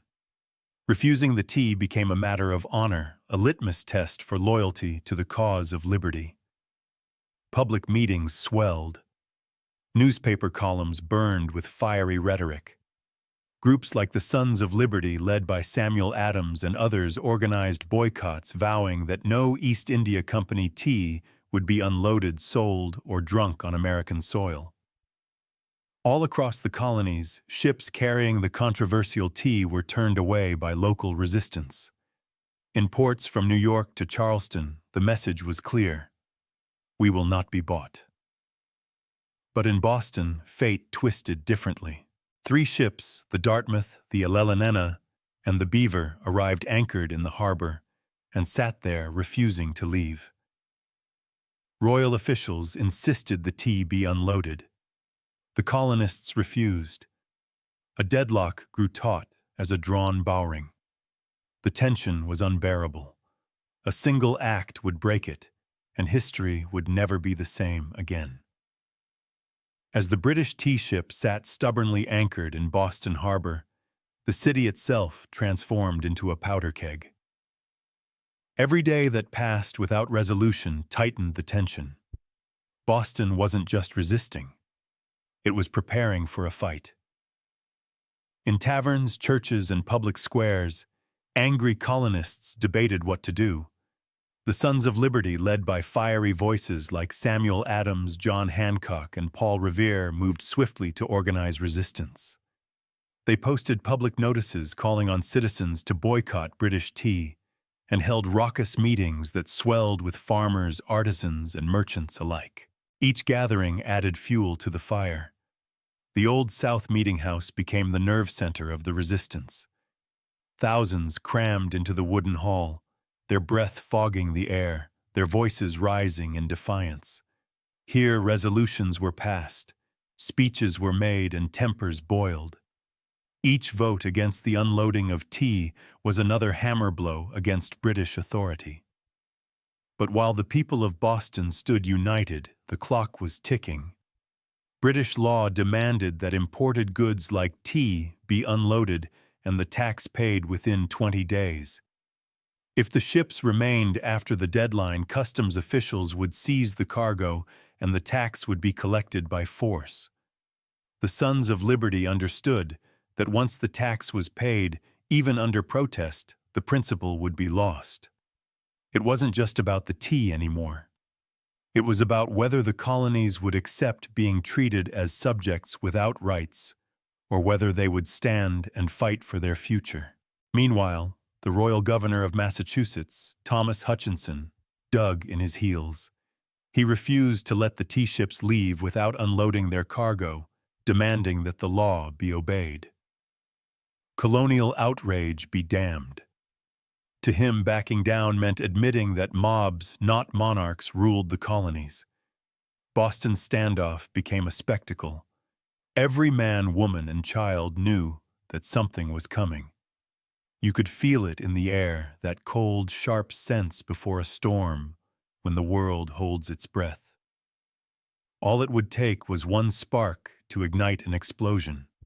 And somewhere among the crowded streets and crowded hearts of Boston, a decision was quietly taking shape, a plan that would echo across oceans and empires. December 16, 1773, dawned gray and cold over Boston, a city balanced on the edge of history. For nearly 3 weeks, the tea ships had sat in the harbor like ticking bombs. Now the final deadline had arrived. According to British law, the tea had to be unloaded and the tax paid within 20 days of a ship's arrival. If it wasn't, customs officials could seize the cargo and British troops could be called in to enforce the law. Everyone knew it. Everyone knew what was at stake. If the tea came ashore, the principle was lost. If the colonists allowed it, even once their cause, their claim to rights and liberty, would unravel. That morning, thousands of Bostonians and nearby colonists packed into the Old South Meeting House, the largest building in town. Some had walked miles through the icy countryside to be there. The meeting was so packed that men spilled out into the streets, straining to hear the fiery speeches echoing through the halls. Samuel Adams, the iron voice of rebellion, presided over the gathering. Speaker after speaker rose to denounce the Tea Act, to cry out against tyranny, to urge immediate action. But even among the defiants, uncertainty hung heavy. What could be done without sparking outright war? How could they stop the tea without opening the floodgates to brutal retaliation. As the afternoon wore on, riders galloped in with grim news. Governor Thomas Hutchinson remained unmoved. The ships would not be allowed to leave without unloading. The tea would be seized, the tax collected, the king's law enforced. The crowd buzzed with fury. The walls of the meeting house seemed to shudder with the force of it. Yet Samuel Adams stood calmly and spoke the words that signaled the end of debate. This meeting can do nothing more to save the country.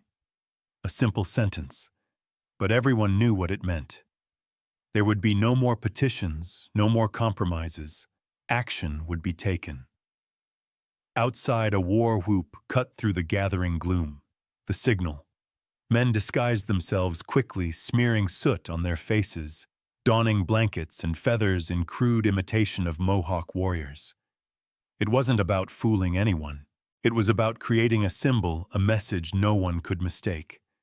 The deadline had passed. Boston would answer not with words, but with defiance.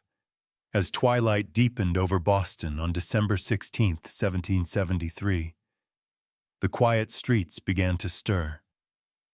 Figures moved through the shadows. Ordinary men cloaked in rough blankets, their faces blackened with soot, some adorned with feathers. They weren't trying to fool anyone into believing they were real Mohawks. Their disguise was symbolic, an act of shedding their old identities, studies of taking a stand as something new, something fierce. By the dozens, they made their way to Griffin's Wharf, where the 3 tea ships, the Dartmouth, the Eleanor, and the Beaver, lay anchored. The harbor water churned cold and dark beneath them, thick with the sharp bite of winter air. There was no shouting, no drunken chaos. This was not a riot. It was a mission carried out with calm, ruthless precision. Armed with hatchets and clubs, the disguised colonists swarmed the ships, overwhelming the few crew members still aboard. No harm came to the sailors. They were pushed aside, watched in silence as the operation began. Men split open the wooden chests with practiced blows, the fragrant smell of fresh tea spilling into the cold night air. Others heaved the crates overboard, their heavy splashes echoing across the still waters of the harbor. Chest after chest, 342 in total, was broken and dumped until the black water swirled with thousands of pounds of tea leaves. Spectators watched from the wharf, silent, awed. British guards stationed nearby made no move to intervene. Whether from confusion, sympathy, or fear of escalating violence remains unclear. Some accounts suggest that even among British loyalists there was an understanding. Something had shifted, and there would be no stopping it tonight. The discipline was extraordinary. No cargo was stolen. No one raided the ships for valuables. Only the tea, the hated symbol of British oppression, was targeted. In a town where hunger and hardship were daily realities, the men could have easily turned the protest into an excuse for looting. They did not. When it was over, the harbor resembled a great swirling cauldron filled with torn chests and soaking tea leaves.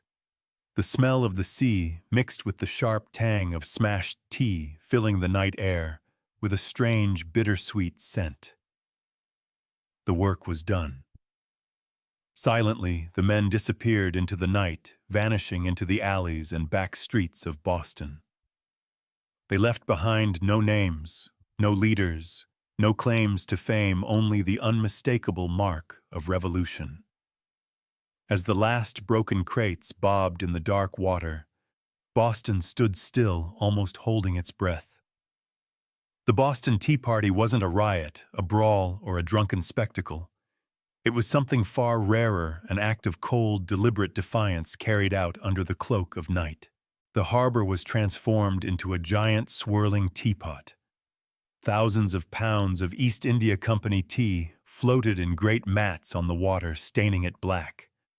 Some colonists, curious and rebellious, scooped handfuls of soaked leaves from the harbor, only to be chastised by the Sons of Liberty patrolling the docks. Nothing was to be salvaged. No one would profit from this night's work. This was principle, pure and simple. The town woke the next morning to the smell of salty tea hanging heavy in the air. News spread like wildfire. Word-of-mouth letters, broad sheets. By midday, everyone from apprentices to merchants knew what had happened. And opinions split fast. Among patriots there was pride, a fierce swelling pride that ordinary men had stood up to the mightiest empire in the world and struck a blow for liberty. Among loyalists and moderates there was horror. To them, the destruction of property was reckless, dangerous. Had the colonies crossed a line they couldn't walk back from Governor Thomas. Hutchinson raged in his mansion, furious not only at the destruction, but at the message it sent. If the king's authority could be defied so brazenly in Boston, where else might rebellion spark? British officials were stunned. They had expected protests, boycotts, maybe another riot like those that had broken out over the Stamp Act. They hadn't expected organized, disciplined revolutionaries to calmly destroy tens of thousands of pounds of royal property without so much as breaking a window. The ship's captains, the Dartmouth, the Alelanena, the Beaver, could only watch helplessly as their cargo disappeared beneath the waves. In the official ledgers, the night's loss would be tallied at over 10,000 British pounds, a fortune. But the real loss wasn't measured in pounds sterling or ruined tea. It was measured in trust, in loyalty, in the fragile illusion that Britain still ruled her colonies with consent. The night the tea sank, something deeper rose to the surface. A shared, undeniable truth. The age of peaceful protest was ending. A reckoning was coming, and Boston was ready. When word of the Boston Tea Party crossed the Atlantic and reached London, the reaction was swift and furious. To British officials, it was not simply a protest. It was rebellion, an open mocking challenge to royal authority that could not be ignored. King George III, upon hearing the news, was said to have grown cold with anger. Parliament, already frustrated by years of colonial disobedience, exploded in outrage.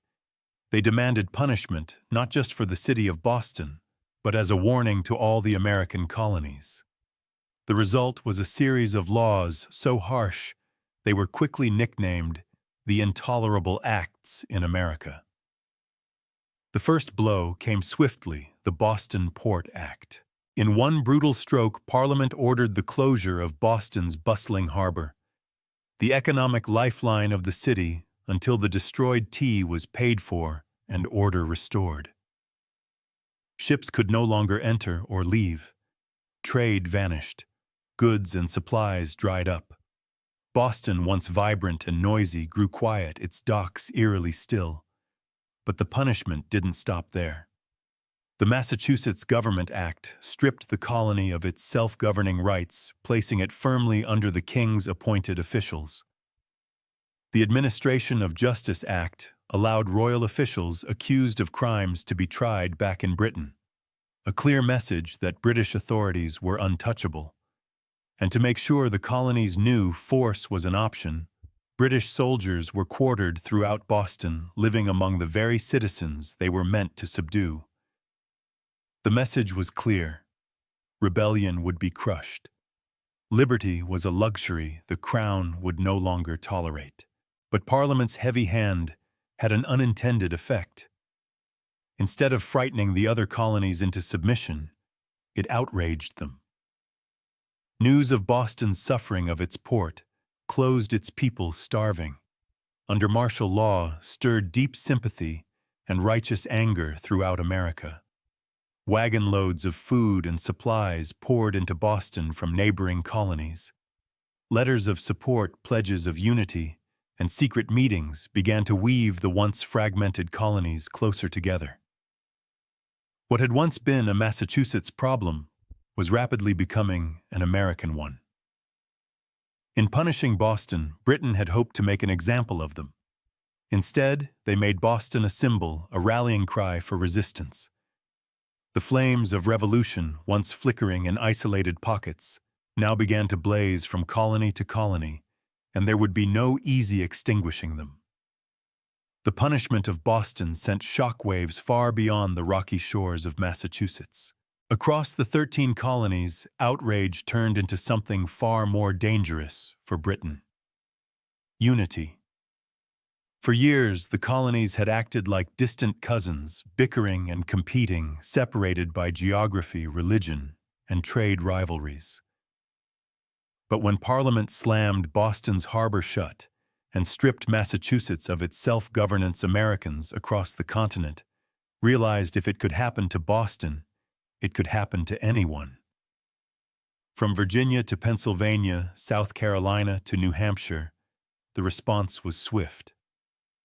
Colonists sent wagons full of food supplies and letters of solidarity to the suffering people of Boston. Town meetings buzzed with anger. Newspaper printers worked day and night to spread the news. The fight was no longer Boston's alone.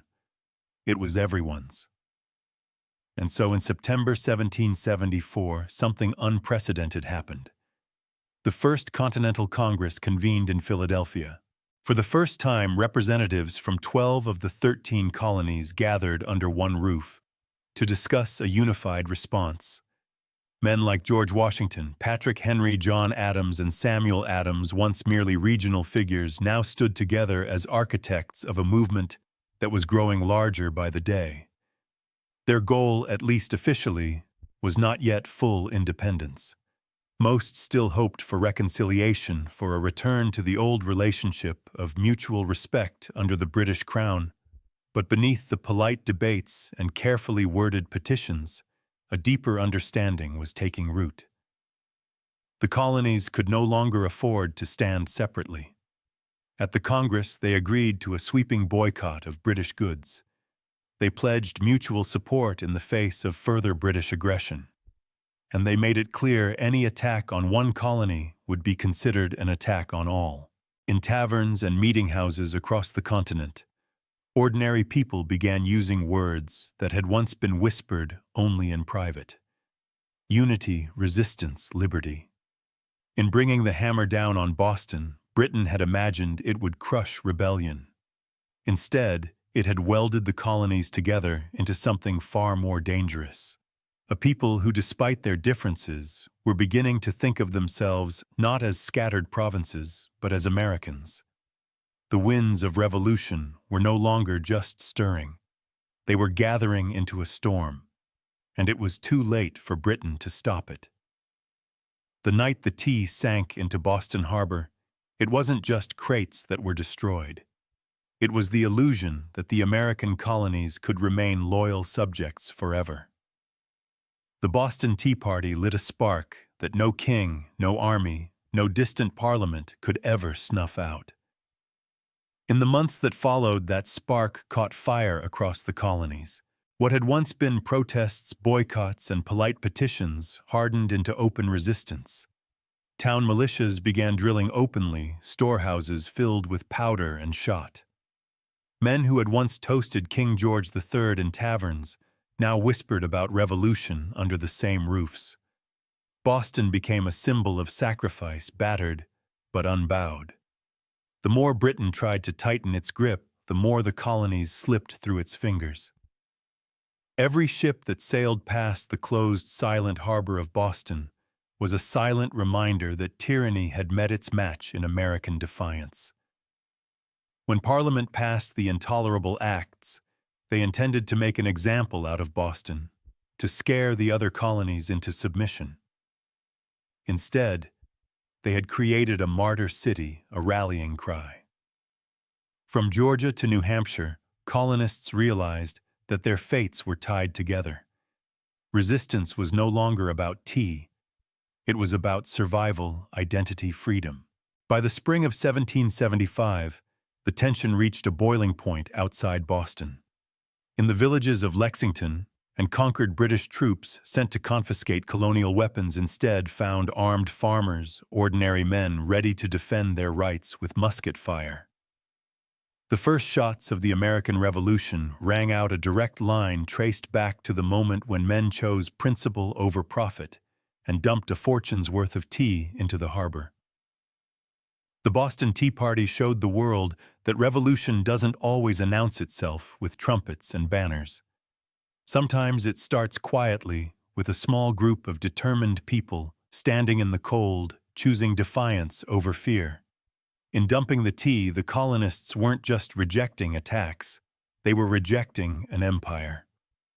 And though the road ahead would be bloody, bitter, and uncertain, one thing had become clear that night in Boston Harbor. The American colonies were no longer loyal subjects. They were something new, something dangerous. They were revolutionaries, and they were just getting started.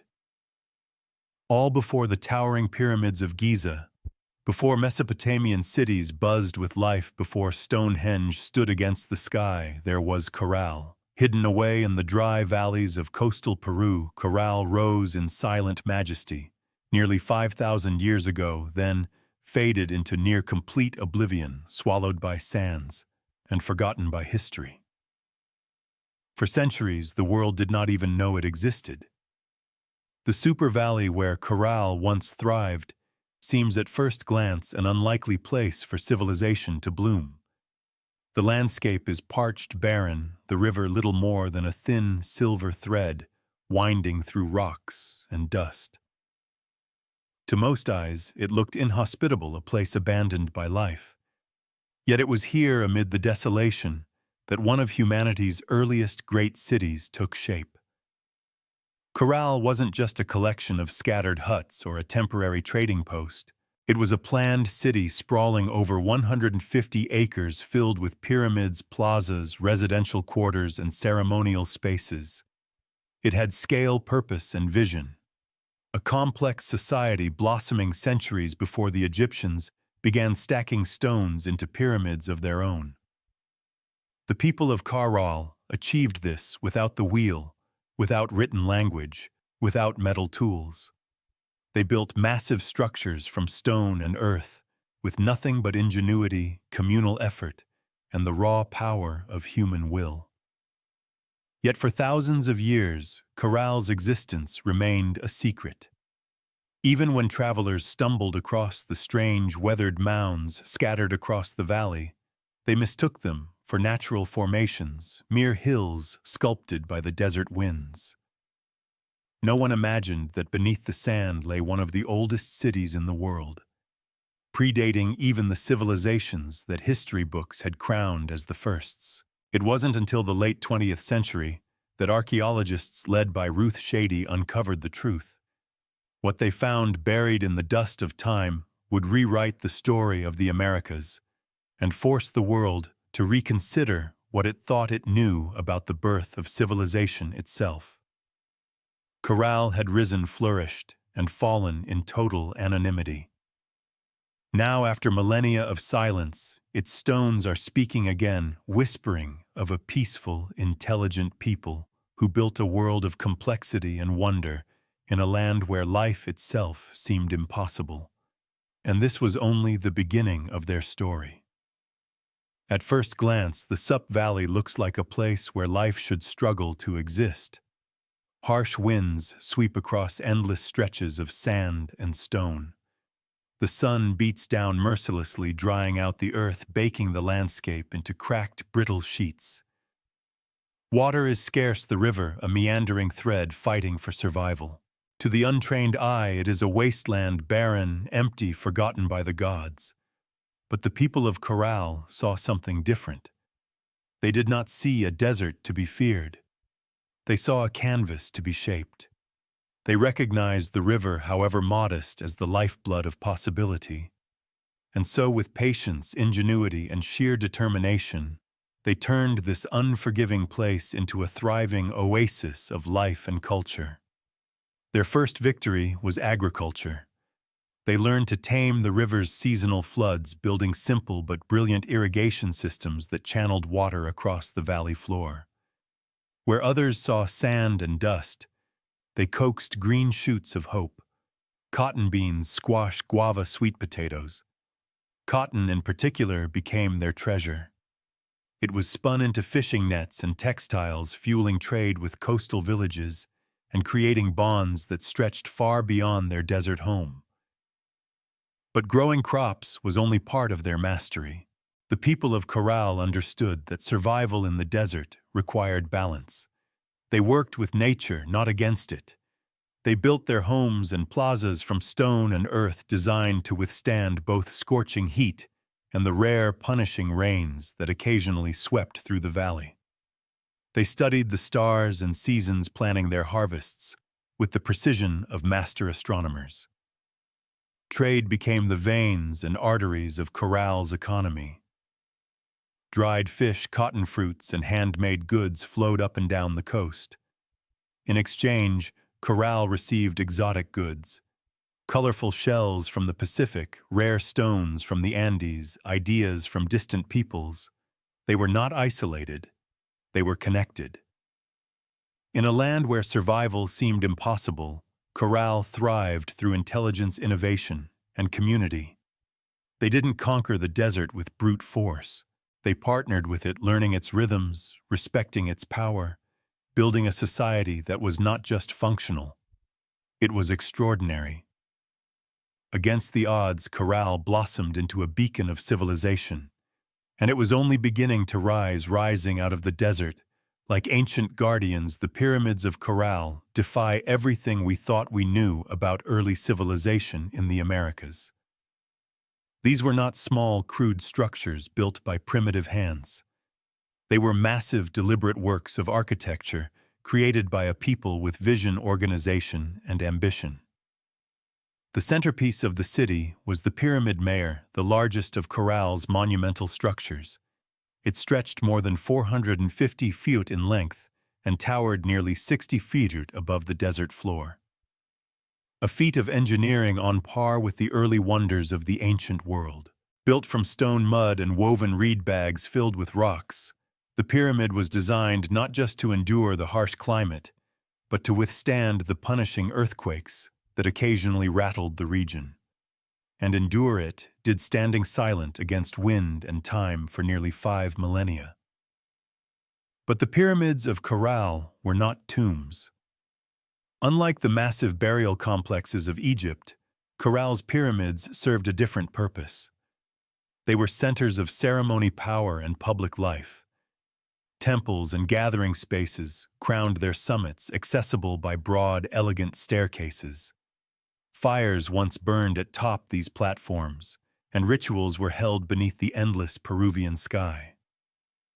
At the foot of the pyramids, vast plazas opened up, sunken and circular, inviting thousands to gather for religious ceremonies, political meetings, and communal celebrations.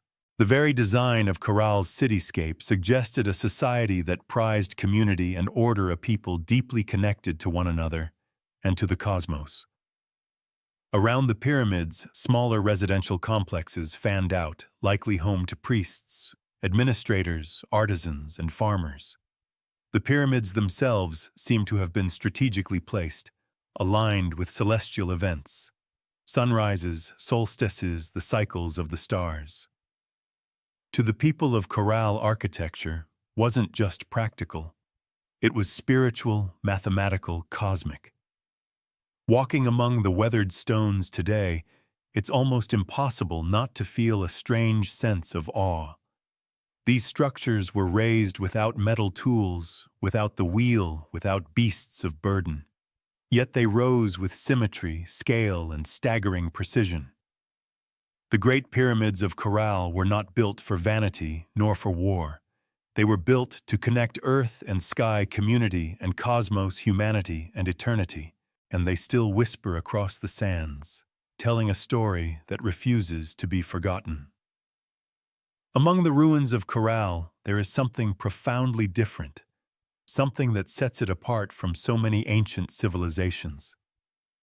No weapons have been found buried beneath its sands. No defensive walls circle its plazas. No mass graves hint at bloody conquest or internal strife. Unlike the kingdoms that rose and fell through war, Corral was a society built on peace. It's a revelation that defies expectations.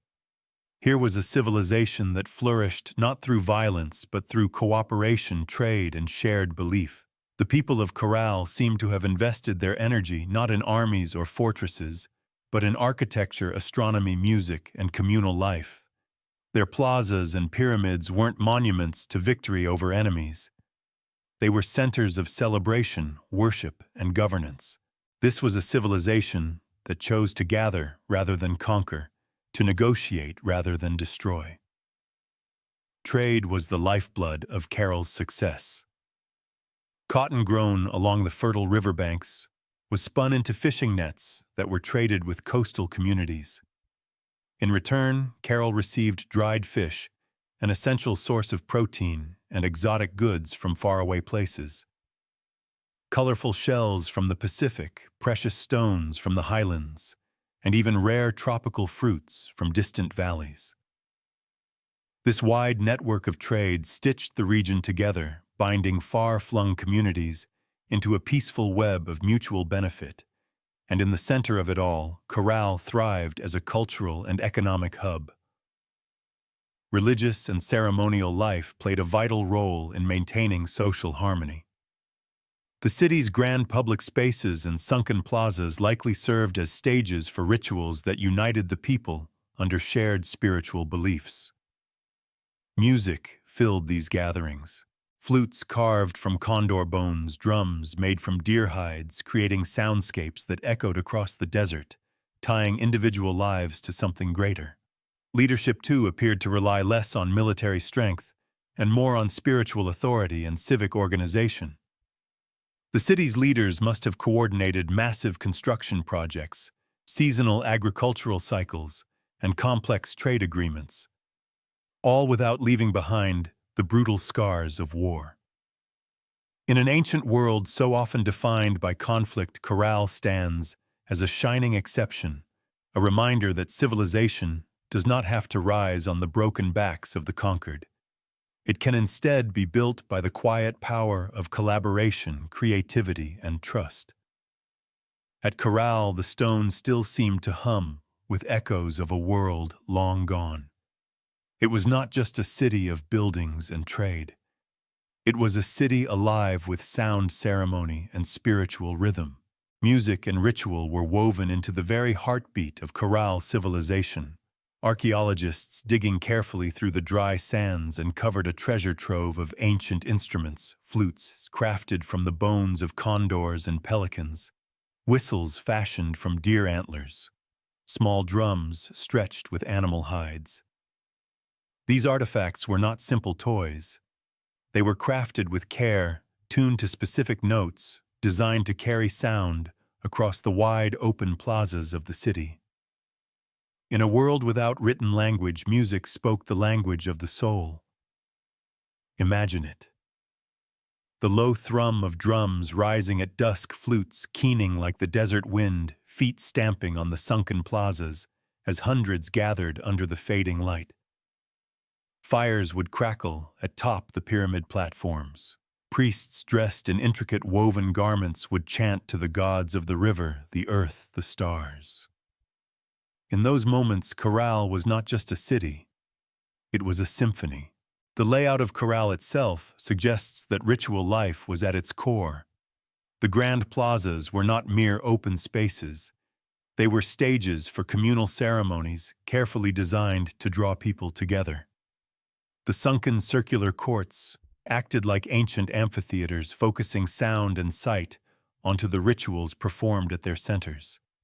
And above them all the pyramids loomed, not as tombs, but as sacred mountains built by human hands linking the earth to the heavens. Rituals likely marked the turning of the seasons, the cycles of planting, and harvest, the movements of the stars. Music was not just entertainment. It was a bridge between people, between nature and the divine, between the known and the mysteries beyond. No violent murals, no terrifying gods of war, no bloodthirsty sacrifices. In Corral, the spiritual world seems to have been one of harmony, celebration, and reverence. Even today, when the desert wind whistles through the ruins, you can almost hear it. The faint strains of ancient music. The forgotten songs of a people who found beauty, meaning, and connection in the heart of the harsh, endless sands. Carroll wasn't just a place of music trade and ritual. It was a marvel of engineering, a testament to human ingenuity in one of the harshest landscapes on Earth. Without metal tools, without the wheel, without draft animals, the people of Carroll shaped a city of stone and earth that has endured nearly 5,000 years. Their achievements were astonishing.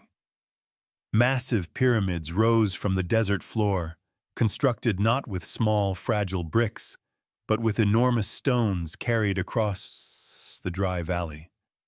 Workers transported rocks using reed bags, ingenious baskets strong enough to bear heavy loads woven from the very plants that grew along the riverbanks. Layer upon layer, they built with care, stacking stone and filling the interiors with rubble to create structures that could withstand not only time, but nature's fury.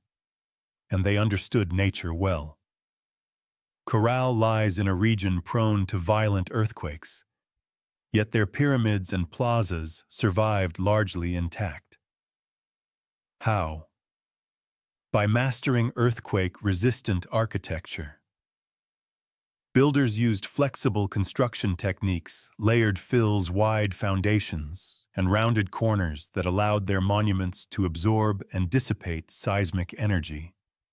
It was engineering born not from textbooks, but from an intimate knowledge of the earth itself.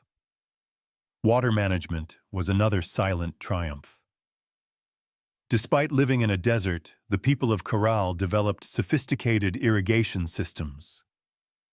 Channels and canals carefully guided river water to their agricultural fields, allowing crops to flourish even during dry seasons. No water was wasted. Every drop mattered. The layout of Carroll itself reflected brilliant urban planning. Major structures aligned with key astronomical points, suggesting a deep understanding of the solar cycles. The sunken plazas, with their precise geometry, were more than gathering places. They were instruments for tracking the heavens, allowing priests and astronomers to predict seasons crucial for survival.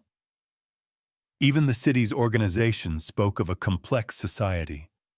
Residential zones, administrative areas, ceremonial centers, all were arranged in harmony, balancing communal life with sacred spaces. They built not just for the moment, but for generations. Today, as modern engineers marvel at Carroll's resilience, they are reminded that greatness is not measured by technology alone. Sometimes the deepest wisdom lies in understanding the forces of nature, in working with the land, not against it. Carroll's stones have endured storms, quakes, and the erosion of time itself. They stand as a silent testament to a civilization that engineered their dreams into the desert sands. For centuries, the city of Carroll flourished, a beacon of peace, music trade, and architectural mastery in the desert sands. And then quietly, almost without a trace, it was abandoned. No fires marked its fall.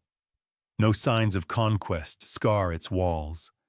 No mass graves or shattered monuments tell a story of sudden disaster. Instead, Carroll simply faded. Its plazas emptied. Its pyramids left to the drifting sands. Its flutes and drums silenced by time.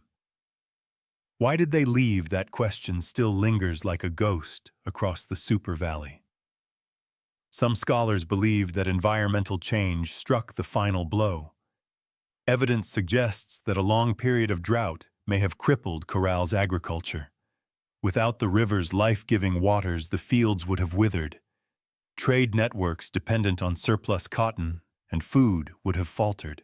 The careful balance Carroll had maintained with its harsh environment may have finally tipped beyond repair.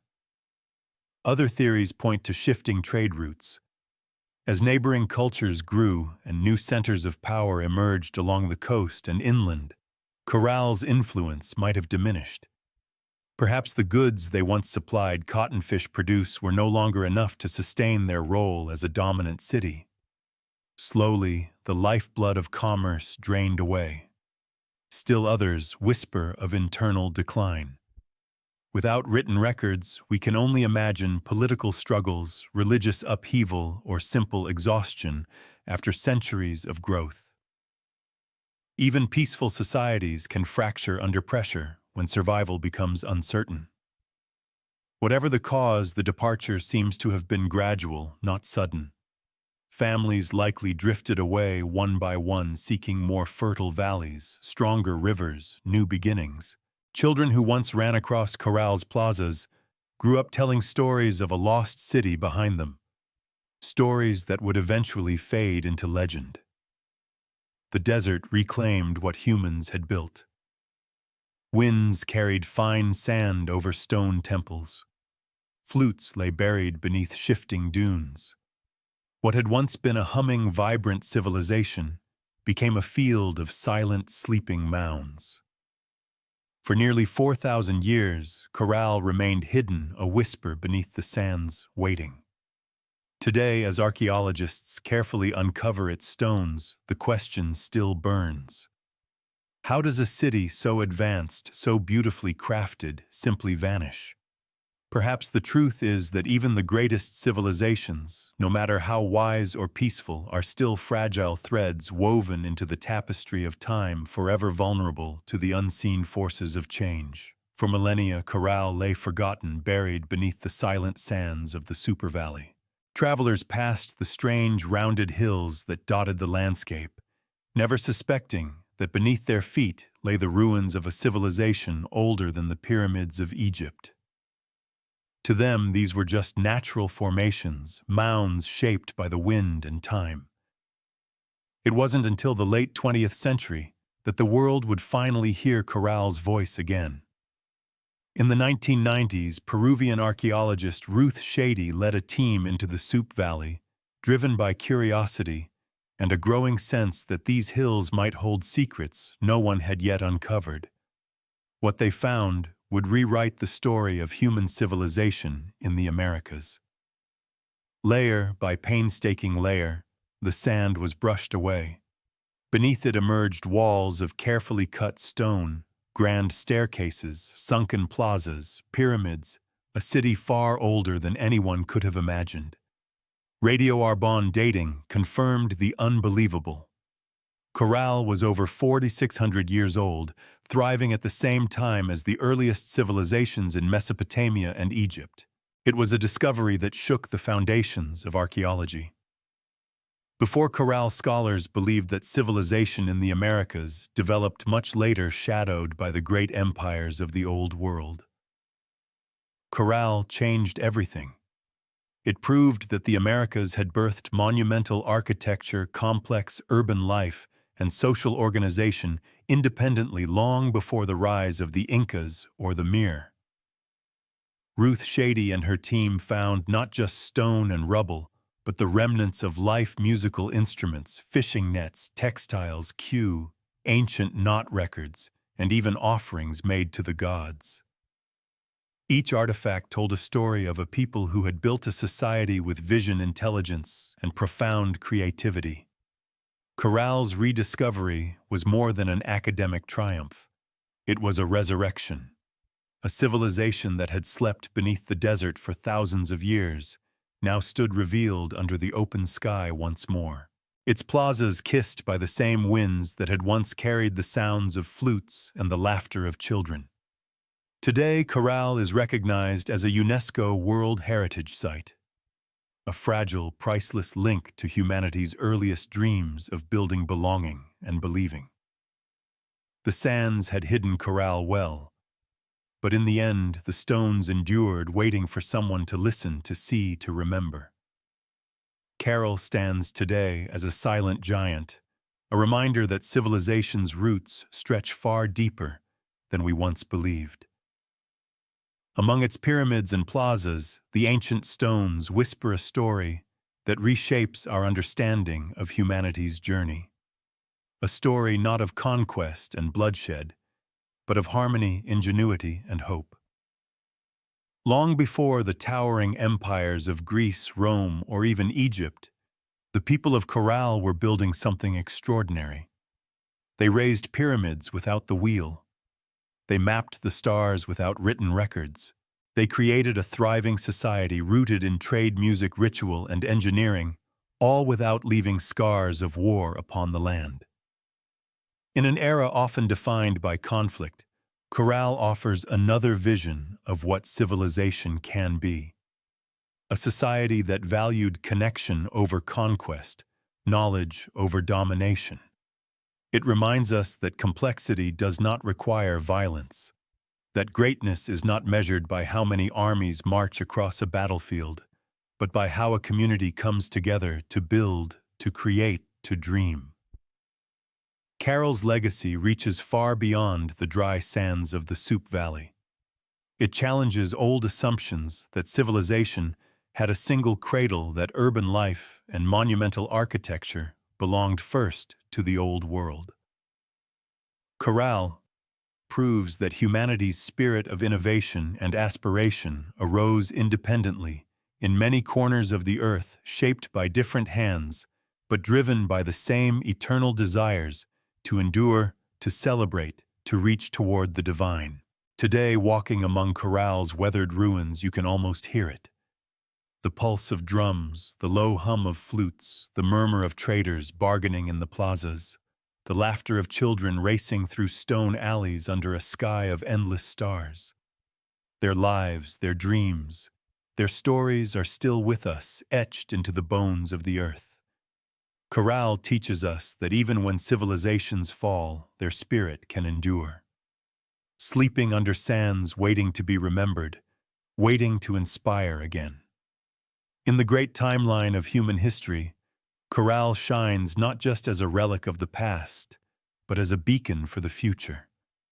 A reminder that even in the harshest deserts, even under the heaviest sands, the seeds of wonder, wisdom, and peace can take root and build a world that reaches for the stars.